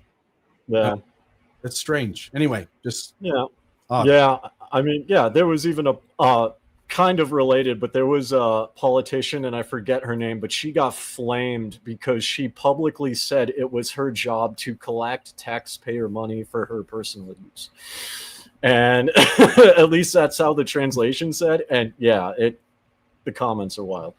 But so that's how everything gets translated in Mongolian English language. Yeah, well, Mongolian language, Diamond Dave. Mongolian. That's what you speak. It's a separate language. Yeah, Mongolian is like its own thing. Like it uses a Cyrillic alphabet, but it's its own like thing. Okay. But it's interesting to me that they would call out China and Russia of all places, especially since many people in the LDS Church aren't exactly favorable to China in general. Yeah. There was that's true, but you know, the thing for Mormons, and I remember this well because it was huge and it still is, is we've got to preach the gospel in every tongue, nation, kindred, tongue, and people. I think is the foursome, and that means having temples everywhere. So if we get a temple in China, then that means we're pushing it forward and we're getting closer to Jesus' second coming. Temple in Russia, same thing. That's why Mormons get so excited about that, because along with preaching the gospel in every country, there's this idea we have to have a temple in every country too. And that means we're doing what we're supposed to. God is happy. Angels are singing and Jesus is coming. Yeah. And I mean, I could see that. But also, I guess what I'm trying to get at, and I'll just clarify it here. It's interesting how they call out something in China, right? For instance, we're going to do it in China. But then when it doesn't happen, everyone just conveniently forgets. Right. Yeah, because like I decided to do some digging just kind of on my own time to see how big the church is here and kind of get like take the pulse, if you will, of how active they are. It doesn't seem to be all that active, which isn't really a surprise. And then like, we have family in China, and we're going to go to Lake Baikal, which is on the Russian side. And everyone here, if you look at the Mongolian Facebook pages that talk about it, it's from 2 years ago. Everyone's like, oh, we're going to get a temple here. I served my mission here. That's fantastic. And then there's a few Mongolian people that are like, oh, this is great. We finally can worship our Lord and Savior here. Mm-hmm. Nothing you since get to then. Find out what goes on in the temple and, have those wonderful experiences. Well, yeah. But I mean, like, nothing. It's literally all the Facebook posts are like 2 years ago for the temple. And then it's just dead. People forget. It's just weird to me. And I know that because I forget a lot too. But people forget after 2 years. Yeah. Why would you remember? I think China would be memorable. Like I can understand like, oh, Utah's getting another temple. Okay, well, there's, Utah is literally built on temples. Like no one cares. Yeah. China, Russia, Vietnam, Thailand, very, very socialist or even communist countries that are allowing a temple to happen, and people forget about that. Well, you have to remember that Mormons are the people that believe, because there's a revelation in the Doctrine and Covenant says that a temple will be built in Jackson County, Missouri, in that generation back in the 1830s when that revelation was given. Hasn't been built. And so I think Mormons are accustomed to having temples announced, even by God, and not built. For, let's see, that's going on 200 years.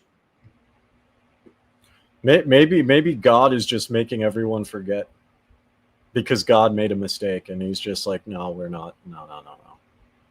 Retcon. Well, that's part of Mormon doctrine too, because he makes everybody forget when we come out of the premortal existence and into this life. Oh, that's true. I totally forgot about that. Yeah. Yeah, it's already part of it. Hey, Diamond Dave, can we let you go? I apologize. I love your beard, what you're doing with it. We got a couple other people here, Kevin and Nunya. Yeah. You guys good talking to you, though. Have a good day. Beware of yaks. Yes. Always got to make a yak joke whenever Diamond Dave shows up. Kevin, I've got my finger on the remove button. What? If that you start to disrobe that thing you've got on, then I'm gonna have to just take you off the screen immediately. All right. He's not gonna pull a new name Noah on us, is he? I hope not. All right. The FCC keeps a close eye on this show. So does the SCMC. Yeah. So what's going on there? You look very nice. Did you just get out of the shower or something there, Kevin? No. Can you hear me all right? Yep. Yeah. Hear you great. Okay. No, I'm just in a regular robe, sitting here at home. First time calling in to you guys. Why did you say regular robe? Is that because like on the back of your head was the robes of righteousness? How many robes do you have? I got a couple. This one, I got one upstairs in a little suitcase. Yeah. You guys might be familiar with. It's still up there. Oh, I see. So that's a regular robe. That's not a temple robe. This one's a regular one. Okay. But I'll keep it on. Thank you. No, I'm just here at home, chilling. Kids are asleep upstairs. My wife's and daughter's on a trip, and I thought I'd call in because I haven't ever called in to you guys. Well, wonderful. I'm so glad you did, Kevin. How long have you been listening? Probably for a couple years, to your regular show. This one, ever since you started it. I'm gonna eat after this, and I got a drink on hand, but maybe watch a movie. But what do you have for dinner? What are you gonna eat? Because I'm getting hungry myself. A burger from a local joint. I'm here in McDonald's? No, heavens no. Here local in Arizona. Okay. You don't want to say where you got your hamburger? No, I don't know how many of my local buddies are watching, but is it a good hamburger? Yeah. Oh, well, yeah. Then there should be no problem sharing. It will take it as a recommendation. I need to know because I'm getting hungry and I want to get a hamburger after the show. Mm-hmm. Here we go, guys. It's from Uncle Bear's. Uncle Bear's. Right here. It looks like a good looking hamburger. Uncle Bear's. Yep. I couldn't have told that just from the hamburger itself. But Uncle Bear's is a place. I never heard of Uncle Bear's. It's a place, just a mom and pop's place here in Arizona. That's not, and it's cooling, and you're calling us. That's very nice of you. Yeah. Your dinner's getting cold. What movie are you going to watch? It's a Leonardo DiCaprio film. I can't remember which one. I'd have to. Anyone who's got an option or a thought of the best Leo film can leave it for me because I'm trying to just watch a couple of fun things. Of Mormonism After Dark brought to you by Uncle Bear's with great hamburgers. Yeah, but yeah. So I'm in Arizona. I'm from a small town in Winchester, Virginia, and you've been talking about temples, and so I thought I'd call in because Winchester, Virginia was announced a couple years ago, and when it was announced, I just was like, "What the heck? Why would they announce a temple in my small hometown of Winchester, Virginia?" And I just would want your guys' take on like why on earth would they do such a thing? We had one stake growing up Growing up, we were just one, so this is back in the 90s. One ward split into eventually 3 wards now in the town, Yeah. and now there's it's the Winchester Stake, Mm-hmm. and a bit of West Oh Virginia my is gosh, what a in there. beautiful city. Amazing city. I love that city. I go back as often as I can. I'm looking where it Um, is, and it does appear to be kind of out in the middle of nowhere. yeah, maybe like an hour and a half out of DC. Um, and then north of that, I think they're building another temple in like either maybe Pennsylvania, maybe another hour north of there. But it's still a small town, and it's not like it's growing a lot. Those 3 wards have been in that There's town for a Kevin. number of years. Yeah. There's 28. The population of Winchester, Virginia, is 28,120 as of the 2020 census. Right. And then, but if you search Frederick County, Virginia, that would be the rest of the population around. Frederick County. Frederick County. Yep. Okay.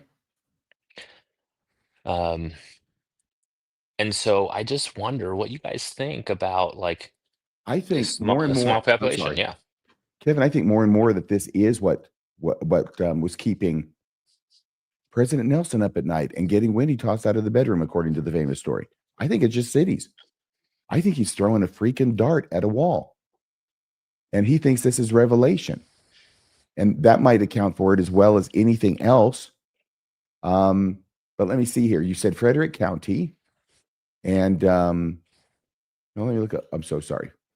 I'll look at population. Oh, here we go. Population.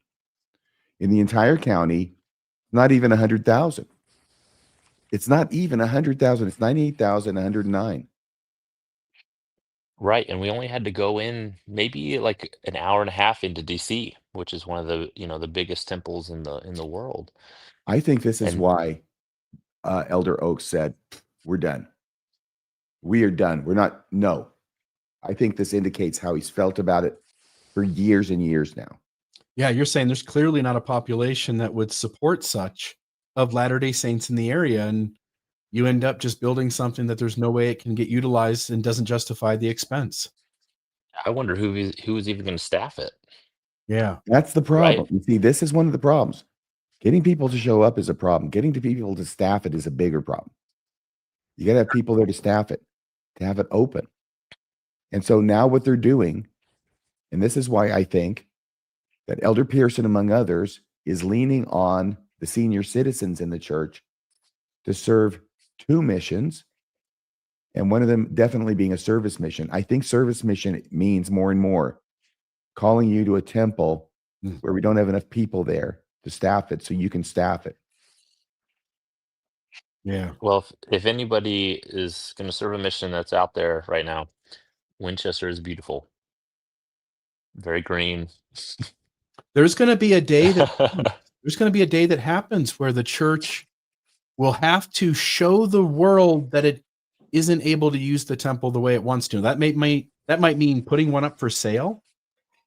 That might mean demolishing it and just saying it was in too bad a shape or something, and we're just whatever it is, and not building a new one to replace. Yeah. But we're seeing that with ward buildings and stake centers. It's coming. Oh, yeah. He's vastly overbuilding. What President Nelson did with the temples is what the name of that other general authority back in the 60s did with chapels. He built them. He overbuilt. He overbuilt and overbuilt with a theory that if you build them, they will come. If you build these chapels everywhere, then members will flow to them by magic and missionary work. And this is exactly what President Nelson was doing with temples, and at least Elder Oaks and probably a lot more other apostles saw it for what it was. Especially if they see the numbers plateaued or going down. If they see the numbers going down, it's just a business decision. There's no way that we can ever envision being able to support these, and it's only going to get worse. Yep. It was a vanity project, and this idea that temples, all these temples, are how the church is continuing to roll forward like the stone cut out of the mountain without hands until it fills the whole earth, in fulfillment of the prophecy in Daniel chapter 2, which I was raised on in the church. I know I joined in 18, but in the church, I was raised on that. And we understood that that was true. And now the conversions don't support it. The membership is falling off. So at the same time, they're lying about the membership being greater, more convert baptisms now than since 1837. It's so historic. They're lying about that. But they can't force people to join the church. But because they've got more money than God, they can build as many temples as they want. We've been told by outside people who calculate the data and try to analyze it and make sense of it, and not just the Widow's Mite report, but certainly them. And what we're being told is that we should expect, as soon as the next time we report missionaries, that number we start to see go down. It'll be interesting to see what they report and what we can gain as understanding from those data collectors what that means. I thought the number of missionaries had already reportedly gone down. I thought that was on the newscast. Was it last Monday or the Monday before? It wasn't my story. Might have been Rebecca. I vaguely remember. If you're out there. Yeah, please. I vaguely remember. We had already done that. Yeah. That we're already on that cusp of the downward trend. Kevin, thank you so much for calling. Now we've got two people. We've got Alex on. It's been a pleasure. Thank you guys. Have a good night. Kevin. And thank you. Thanks for keep an eye on Winchester for me. Okay. Okay, we'll do that. Thank you. Talk to you later. No more folks. No more folks. Please come in. We will get to you here, Nunya and Alex. No more people coming into the studio. We lost Bella Lima already. I'm sorry about that, Bella. She's been hanging on for a long time, but eventually she had to go, and I apologize. I take full responsibility for that. What's the last name, Nunya? Are you Mr. Business? Yes, I'm Mr. Business. Nunya Business. Okay. This is Mr. Nunchuck All right. Sticks. Not quite. Mr. Mixes Pidlick. Oh, very good. Can you say it backward? Oh, that was backwards. Oh, okay. Very good. Yeah. I thought it started with an M, but okay. Yeah. All right. So, one, do you pay taxes on loans that you take out? So this is a great question. When you put this, I think you put this in the comments, correct? Or in the private chat, maybe over here. In the private chat. Yes, I put that in there. It struck because I wanted you guys to think about that. Yeah. So jewelry's a loan. When you get an anniversary gift for your wife, that's a loan? I don't think that is. I wish it had been. No, when you're talking about the $1 million loan. Yeah. That binds them. Mm-hmm. I'm the executive director of Mormon Discussion. We are a nonprofit. Back when I was super small, I had a bunch of shit go wrong in my place all at once. I lost a furnace. I lost 3 or 4 things that year. And I ended up asking the board of directors if I could take a loan out from the business. If you go back into the financials, you'll see this happen maybe 2017 or so, 16. But I had to take a loan out from the business. Paid it back the next year, had it all taken care of. But I did not have to pay taxes on that. The accountant explained clearly that was not, I did not have a responsibility to pay, taking the loan and paying it back. So if these men were given significant amounts, the IRS does not have a rule on the amount. There are fuzzy rules about it needs to be on the up and up, but they don't define what those parameters are. And this thing, it could loan out $1 million to a leader, and the leader could hang on to that money, spend it, not pay taxes on it. Church would just carry over from year to year that there is a loan within that nonprofit. Right. And let's say that person dies before they pay their loan off. Well, we don't inherit debt so much.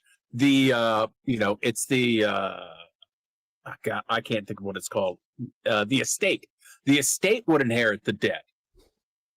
And then what ways aren't I think life insurance is generally off the table on what will pay those debts. Yeah. But certainly they have a life insurance policy too. Certainly when they die, they've got, again, all of us get a 401k. Generally, when you work with someone, you've got some sort of retirement. Certainly, the church pays its employees a retirement plan, and their loved ones are taken care of.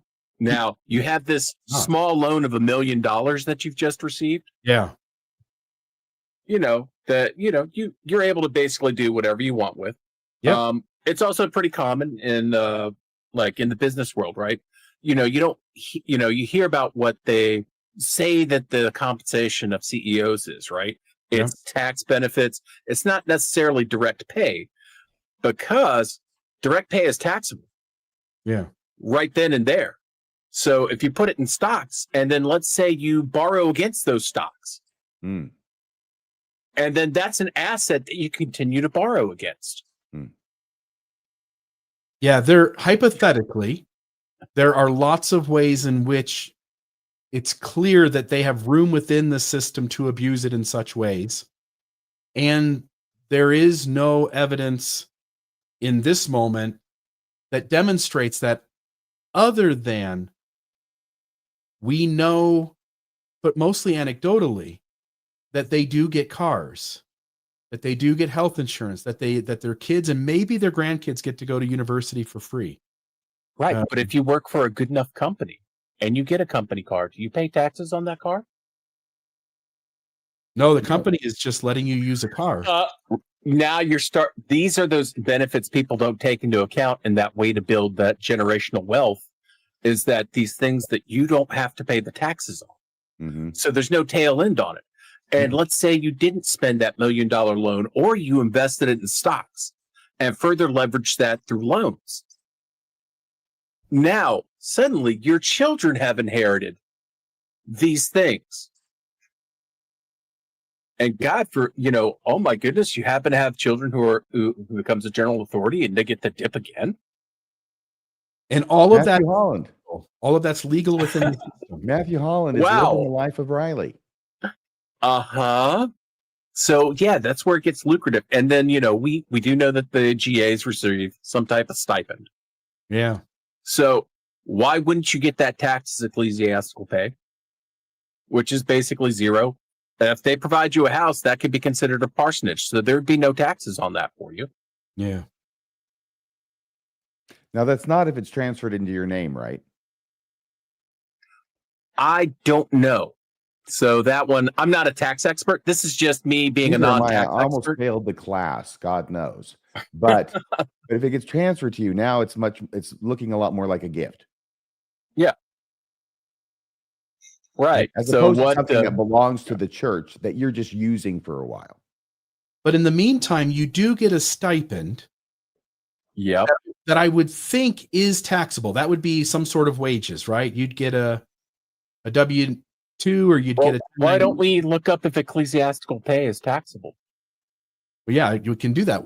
But I wasn't planning on being the one to do that. I'll do it. I only trust Google so far, right? I use ChatGPT a lot. It helps me with a ton of, like, for instance, the mine there in Utah, the Dream Mine. It was a big help to me gathering information and figuring out sources and knowing where documents were. Says the basic rule is yes. Yeah. Though, of course, there's lots of different, And that's what I would assume. So that's taxable. But if everything else in your life is taken care of, that money, whatever it is, $150,000 a year, is just money in your pocket. You get to do with whatever. So all of your needs are taken care of by the church, and a lot of your luxuries are taken care of by the church. So this is just play money of 180. I think that's basically what they think it is now. $180,000 a year base pay, play money. And you don't have to pay anything that out initial of that, million taxes, plus that initial $1 million that you got. Yes, if that's correct. Yep. You could use anywhere. Which you could invest in more stocks. And some people come to the church needing a favor. I can think of Elder Ballard with the City Music Hall. Yeah. And he ended up bankrupting that thing. The dealership over his investors. The dealership that Ballard owned, I've heard, again, I don't know this for a fact, but I've heard that they supplied the free vehicles, at least some of them, to the GAs or to the top leaders of the church. And that dealership struggled. What was the car they were selling, RFM? Edsel? The Edsel, which is famous for being a car that didn't do well. It just didn't take off. So if you had a debt paid, hypothetically, that would be an ideal person who seems like they would go along with the system the way you just described one being structured.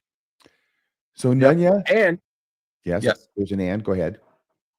I was going to say, so we also know the church is a corporation of the Church of Jesus Christ of Latter-day Saints, the prophet being the CEO by default, right? Yep. So most CEOs tend to be sociopathic. At least because they have the right qualities to attain that role, maintain that role, make those hard decisions about who's expendable, what they have a family, all the better. That way, we make sure that people know you do what you need to do. And if you don't produce enough, you're gone.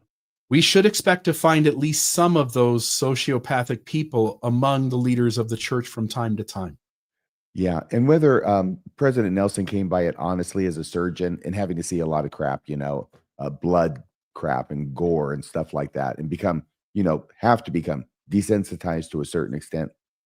I still cannot forget the fact when he gave that talk, I think it was about a daughter, was it a daughter-in-law who was calling and gets windy, and Wendy's talking to the daughter-in-law and Russell Nelson's sitting there while Wendy's on the phone. And Wendy turns to her and says, "It's your daughter-in-law," whatever the name is. And she's very, very disturbed. She's very upset about the fact that her father just passed away. And Russell Nelson's response was, "Well, that's myopic." Uh-huh. That's what he said in general conference. That's myopic. A kid is upset that they're, what's really, really bad is that Oaks got mad. Oaks broke down about his dad passing away. 86 years ago. Or 83, 87, 80, 86 years ago when he was 7 years old. Elder Oaks broke down in general conference and cried about it. But when President Nelson is talking about a daughter-in-law, so this is the wife of one, maybe of a son. It was some relationship like that in the family where she had a dad pass away. Right then, Yeah. And she's upset about it. And he goes, "Oh, that's myopic." Yeah, that's a rather sociopathic type of comment. Yeah. Think celestial, not telestial. So it also, to an extent, it is on brand for the church. Because you're enforcing that brand, what your brand stands for, right? And representing it. So when you're giving these talks, there are going to be some of those cases of the myopic comment, I think is a good way to just abbreviate that. Yeah. Is because you have to sit there and reinforce the brand, because you have to think of the church simultaneously as a religious corporation, which throws it in the same vein as Scientology, which is a corporation and a religion. Mm-hmm. They've also leveraged a lot of property. Well, all churches are corporations, aren't right. they? Yeah. I mean, I would assume. I think some of the local small ones probably they have aren't to be incorporated in order to be recognized. True. By the government. True. Yeah, no incorporation, no tax status, no special tax status, I would think. I would hope. But when I think about it, also like Wiccans and pagans, will also get that those same tax benefits. Mm-hmm. And some of their faiths don't require them to keep accurate tax records. So it's kind of. Yeah, I don't think, to some degree, Mormonism outside of like a government audit, Mormonism required. The church isn't required to show any of its records to the general public. We can't see them. We're not allowed. Nope. Yeah. And I knew a couple who were involved higher up in one of the pagan organizations who had, they went into the IRS and said, well, in our religion, we're actually told not to keep track of this stuff. Shouldn't you be allowed? It's a nonprofit. Shouldn't you? No, the IRS did not allow that. They didn't buy that. Come on. They were still. you know, like I said, I didn't know them personally. It had nothing to do with their finances. But they were like going to events and stuff and were bragging about this stuff out in public. And I'm like, wait a second, how does that even work? Because you need to keep track of your money essentially. Otherwise, you don't know if you bought X, Y, or Z and you have 30 or 40,000 of these, right? But they mainly ran like some type of like pagans. I'm kind of loath to say the organization, the people's names, just because, okay. Because we're over 2 hours and we still got Alex Sound we got to bring on then. Yeah. Yeah, you should get me off here. I'm sorry. But yeah, I thought that would be something interesting of note to bring up here. It is. And I'm glad you called. Thank you. I'll just say that Alex's view does not represent that of the host of the show, Radio Free Mormon or Bill Reel or Mormon Discussion Incorporated or the podcast Mormonism After Dark. So what did he say? Something bad? There were lots of claims about what illegalities the church was performing. And I don't know which of those are rules that you can manipulate the system through and which ones weren't. And I wouldn't allegedly that is possible, I guess I would say. Okay. Well, I appreciate your care. There you go. Alex San. Alex San. Konbanwa. こんばんは。ジンベエを着てます。Yeah, Genki desho. 元気です。You have a special, is that a special robe or a normal robe? I mean, I don't know if it's special, but it's just a, summer. What's the deal out there? Did you all get together before the show and say, hey, when we come on, we're going to wear robes? Is that what you did tonight? I saw that one guy wearing it, so I was like, oh, I'll get my Jin Bei out. My finger's on the remove button again, just FYI. He had lived in Winchester, Virginia for a period of time. Oh, not too far, I guess. Closer than y'all are, for sure. Assuming y'all Alexan, why Alexan? Why the Japanese honorific? Well, I heard you did your mission in Japan. Hi, so did you. And I lived in Shizuoka for about 3 years or so. Why did you live there? Well, I was teaching English. For real? Yeah. I taught English too, but it was just to try and get people baptized. Yeah, mine was real. Not religious related. Yeah, I went with the JET program. It's like the government program. Yeah. So, how long ago was that? It's 2015 to 2018. Did you enjoy the experience? Yeah, I loved it. Yeah. I had a interesting experience at one of the last schools I taught at. Wasn't quite a happy one, but other than that, like, I love Japan. But what happened? Yeah, what happened? The experience, the bad experience at the last school. Well, it's a long story, but basically, one of the Japanese English teachers didn't like to share attention with me, and so while I was at the school, I got hit by a car and I broke my hand and I ended up in the hospital for about 10 days, had surgery. And this lady basically lied about it and was like, oh, he's just skipping school and this and that. And so the principal or the vice principal was like, when I got back, he was like irate, mad at me, and would break into like outrages just suddenly about things after that. And that same teacher, was your hand still in a cast? Yeah, it was like, it wasn't even limping in a cast. And walking with a cane. After they did the surgery, they put no. The only thing I broke was my wrist area, but like when they did the surgery afterwards, they just put this clear coating on it, and so you could see all the gruesome nastiness. Could he not see this? Could he not tell that you had obviously been injured and that you were not just slacking?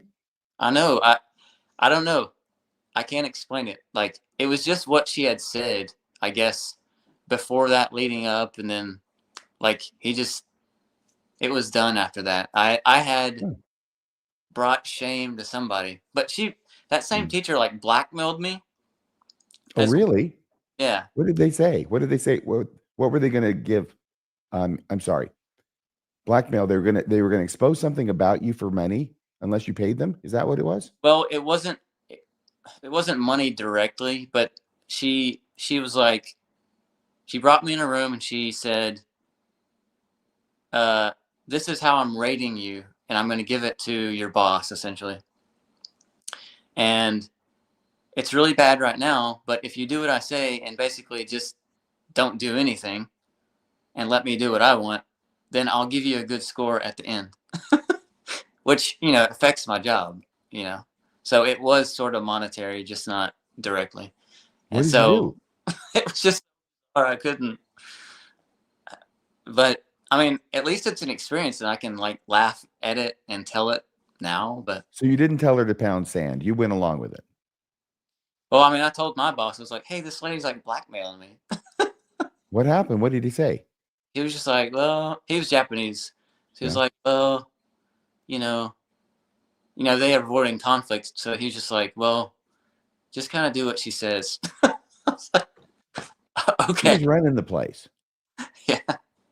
So, I mean, I still enjoyed my time with the kids, but yeah, it was weird. What grade did you teach? I was usually doing middle schoolers. So like, what would that have been, like 12 to 15, 11 to 15, something like that. Did I just detect a Southern accent? Did I just detect a twang in your voice? You did. Are you from the South? I'm from good old Arkansas. Arkansas. We got an Arkansas boy on the show, Bill. Arkansas. Wendy's down in Arkansas right now visiting her mom. Who's Wendy? My girlfriend. By the way, what's going on with the black bears in Arkansas? There's 2 of them in the past 30 days. 2 separate black bears that have mauled campers to death. Yeah. It's probably because we're so like dirty.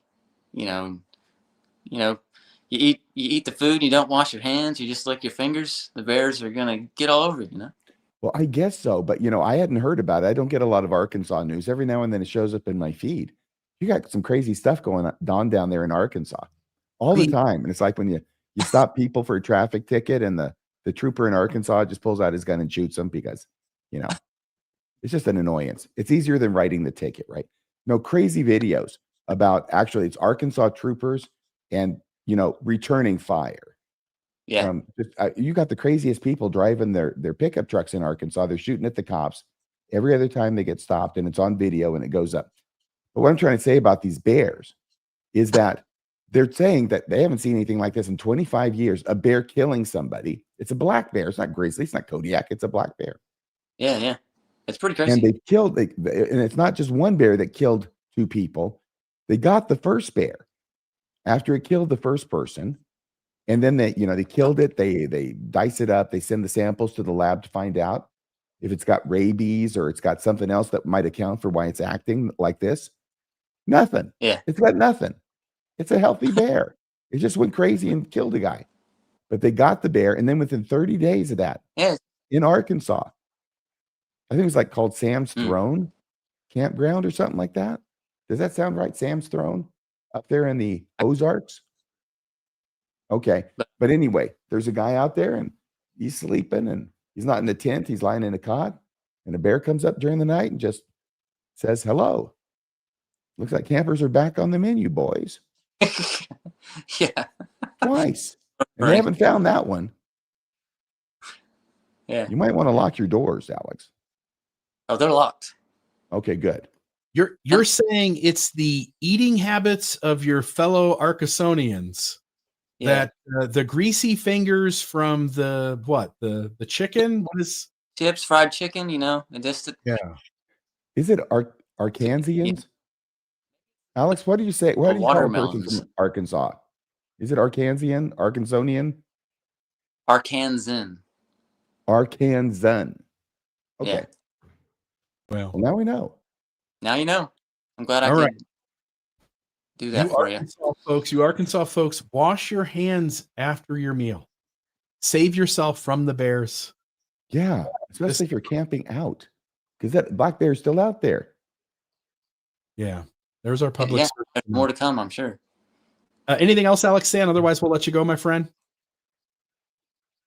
Well, actually, for Bill, since You got kind of there. Just real quick, I know the last time we talked, I mentioned like how people that leave the church and leave religion would kind of get their morality, and you said your gut, right?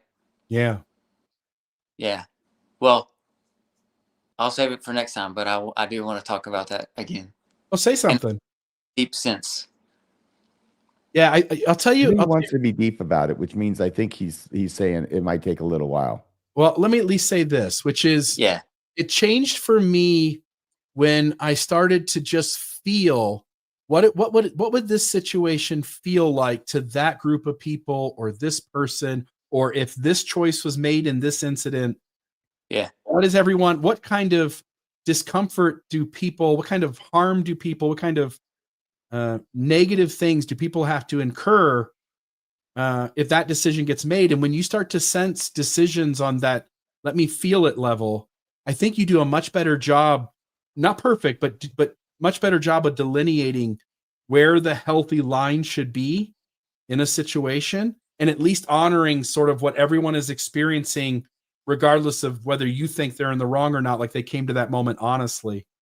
And I think that point of view makes it easier to weigh like a moral decision and to say like, oh, can you feel that? That's yucky. That's gross. It feels like a really unhealthy decision to do this thing upon society. Yeah. Anyway. So, but doesn't that sort of sound like the whole like burning in the bosom, like Holy Spirit feeling too? No, because Mormonism taught you to trust something other than your gut. Yeah, something outside of you. Yep. And what I'm suggesting is that you really sit still with inside of you and trust it entirely. And the big difference between the two, Alex, is one really is outside and the other's inside, even though we're taught the first one's inside. Mm-hmm. The big difference is that your gut is free to disagree with what the leaders of the church say, and the Holy Spirit cannot. There's a difference. Yeah, I get that. Yeah. And I do agree with that for sure. Like there is like a conscience. You're talking about conscience, right? Mm-hmm. Yeah. The ability to sense what all parties have to endure. All of us are privileged. I'm sorry, RFM. All of us are privileged to one degree or another. And in certain areas we lack it. In certain areas we have more of it. Certain segments of society have an abundance of privilege, but they also have a negative in some other place, but they have an abundance of them. When you recognize that everyone is walking around with privilege, you understand that trauma really is a choice for me to allow someone else, because of my privilege, allow someone else to take the bump into that I was supposed to share with them. So there's a moment where just the nature of being human is abrasive, and both sides should have shared that. And instead, one side said, no, you take that. I'm going to sit here in my privilege and avoid that. And I think that you can tell who tries to get away with that, tries to utilize it. And then you look at who they hurt, and you recognize that something that catches you off guard that you were never expecting, in which disrupted your world and caused you to not trust reality exactly, and certainly not want what happened to have happened. You got hurt by the thing that chose to, or the person that chose to avoid having to get bumped into at your expense. And I think when you see things that way, it's much clearer to make decisions on how you should treat each other and what that should look like and what are the worst behaviors among us. Anyway, there's me ranting for long enough. Thank you very much, by the way, Alex-san. Alex-san. Alex-san. Have a great night. Oh, yasumi nasai. Oh, yasumi nasai. Ay. Yosh. All right. And I see G says I'm lost. I probably get that. I understand. I was too, but I was hoping Alex could figure it out. Yeah, I think Alex, maybe he did. He can let us know in the comments. Maybe I just rambled for too long. No. I strike up the deficiency to myself to not be able to follow you. And a lot of times I don't follow you Excuse me. I usually follow you on those rare occasions when I don't.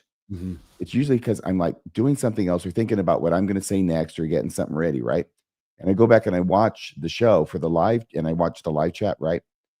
And then I hear what you said, and I go, "Oh my gosh, now I get it." Mm. Yeah, I think we all think different. Your brain works in a unique way that most of us in this community are deeply respectful of. Like, we respect that. The way my brain works is I try to see the underlying human mechanism, and so I'm often trying to talk at using a different language to show how we all do a thing that seems unique to a certain person. I don't know. Anyway, I don't know. Sometimes I think No, it's no. Let me just say this right now. We still got some people watching, okay? Here's the thing with you and me, okay?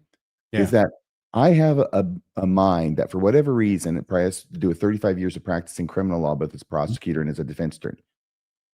And having been a Mormon and studying the heck out of it. And then realizing the truth claims are not really true. I have a way of seeing things. And out of a spectrum of things, I can see some things very clearly that come through to me. And you can see a lot of those things, but you can also see this other part of the spectrum, which is maybe the warmer side, the warmer colors in the spectrum, the more human side of the spectrum. And you do that and you flesh that. I can see some of the things you see, but I don't see them all by any means. Okay. Yeah. And there's a lot of overlap, obviously. These are generalities. But I think that's the yin and the yang of you and me that makes us such a great team. Yeah.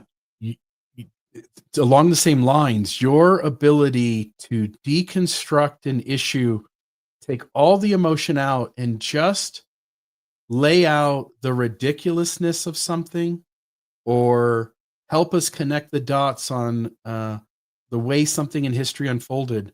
Like, I do that, but I do it differently than you. The way you do that, listening again, when you first came on board and listening to your early podcast, I was in awe of how your brain worked, and you would make the connection. And then I would go like, yeah, that's brilliant. Why, why did no, like, you first wanted to think of this thing that connected dots somewhere, and I could never have done it. And you bring so much, I think, insightful analysis of Mormonism into the space that nobody else offers. And so kudos to you for what you bring to the table. Domo arigato gozaimashita.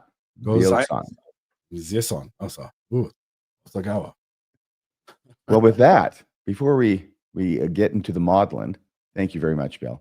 We'll say good night. Everybody have a great weekend. By the way, tomorrow I've got a Radio Free Mormon that's coming out. It is already in the queue. In other words, if you go to Radio Free Mormon on YouTube, it shows that it is going to premiere tomorrow night at 7 o'clock Mountain Time, I think. And I'm interviewing Dr. Julie Hanks, Dr. Julie DeAzevedo Hanks, who may be shortly Dr. Julie DeAzevedo, because she's probably going to get a name change after her divorce. But regardless, she's on the show for an hour and a half. And there it is. There it is. I love that thumbnail. Bill helped me make my first thumbnail this morning. Thank you so much, Bill. You're welcome. And what am I saying? What I'm saying is it's great because she gets a chance finally to respond to Jacob Hansen in his episode that he did called Julie Hanks Leaves the Church. So he did that a couple weeks ago. Here's her chance to respond.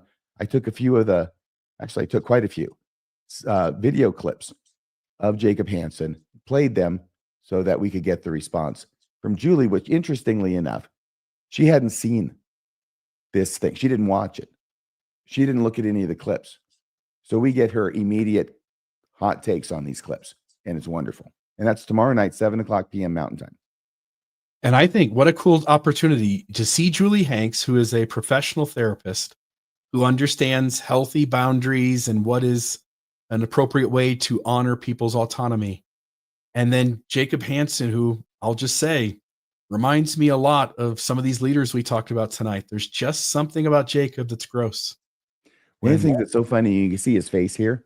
Yeah. And you can see her face over here on the thumbnail, right? Yeah. One of the great things is for him to pontificate about how she's not happy.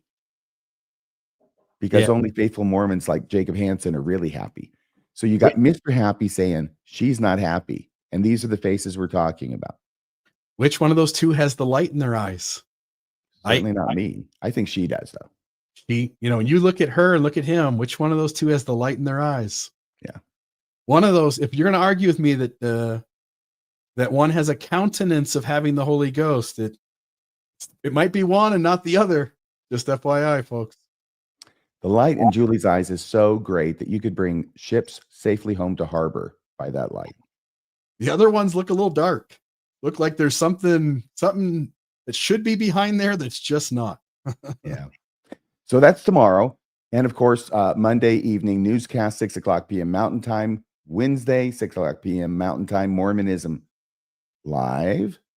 And then we're around to Friday again. 3 weeks from tonight is Halloween. So everybody start picking out your costumes that you'll be wearing to show up on the show to share with us your favorite ghost story or spooky story or even a demon story. I mean, any kind of supernatural story that you've got, we want to hear it.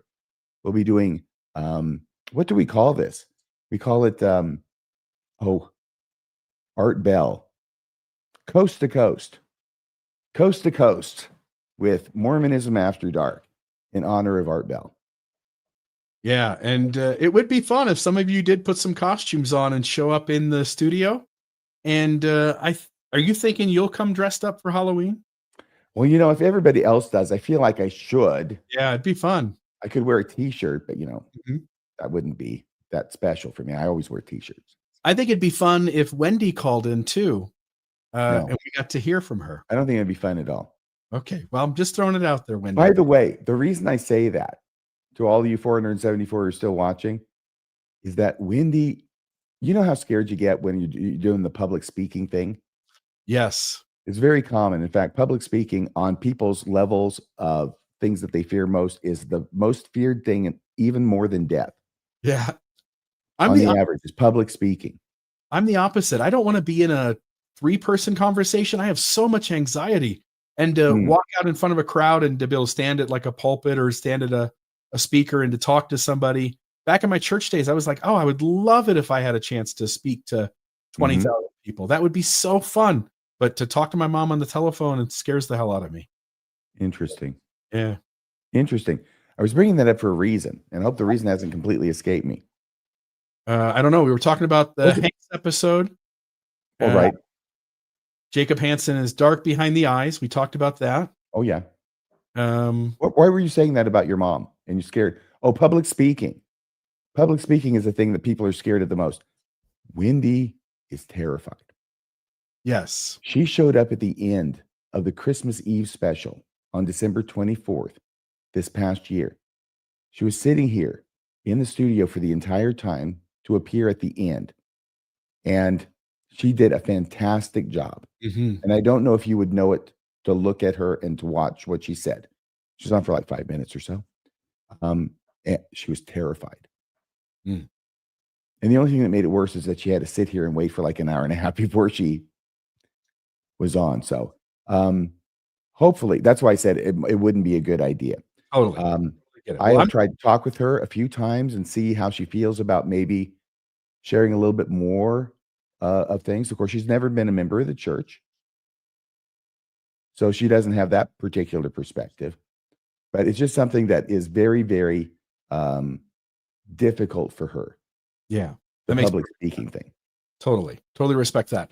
I will. I think I'm going to try to find myself a little costume to wear. So, if you show up not in one, I'll take mine off, and if you show up in one, I'll keep mine on. Well, I don't know. We'll have to give it some thought, won't we? Yeah.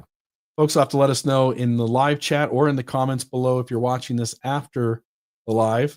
We'd love to know if you're going to come in costumes. Should we come in costumes? And, it's not fair if we do and you don't. Like there should be some of you that do as well and come into the show. So if you say you want a costume in the live chat, it also means you're going to show up with a costume and participate. So, this could actually be a lot of fun. When was the last time I actually put on a costume for Halloween?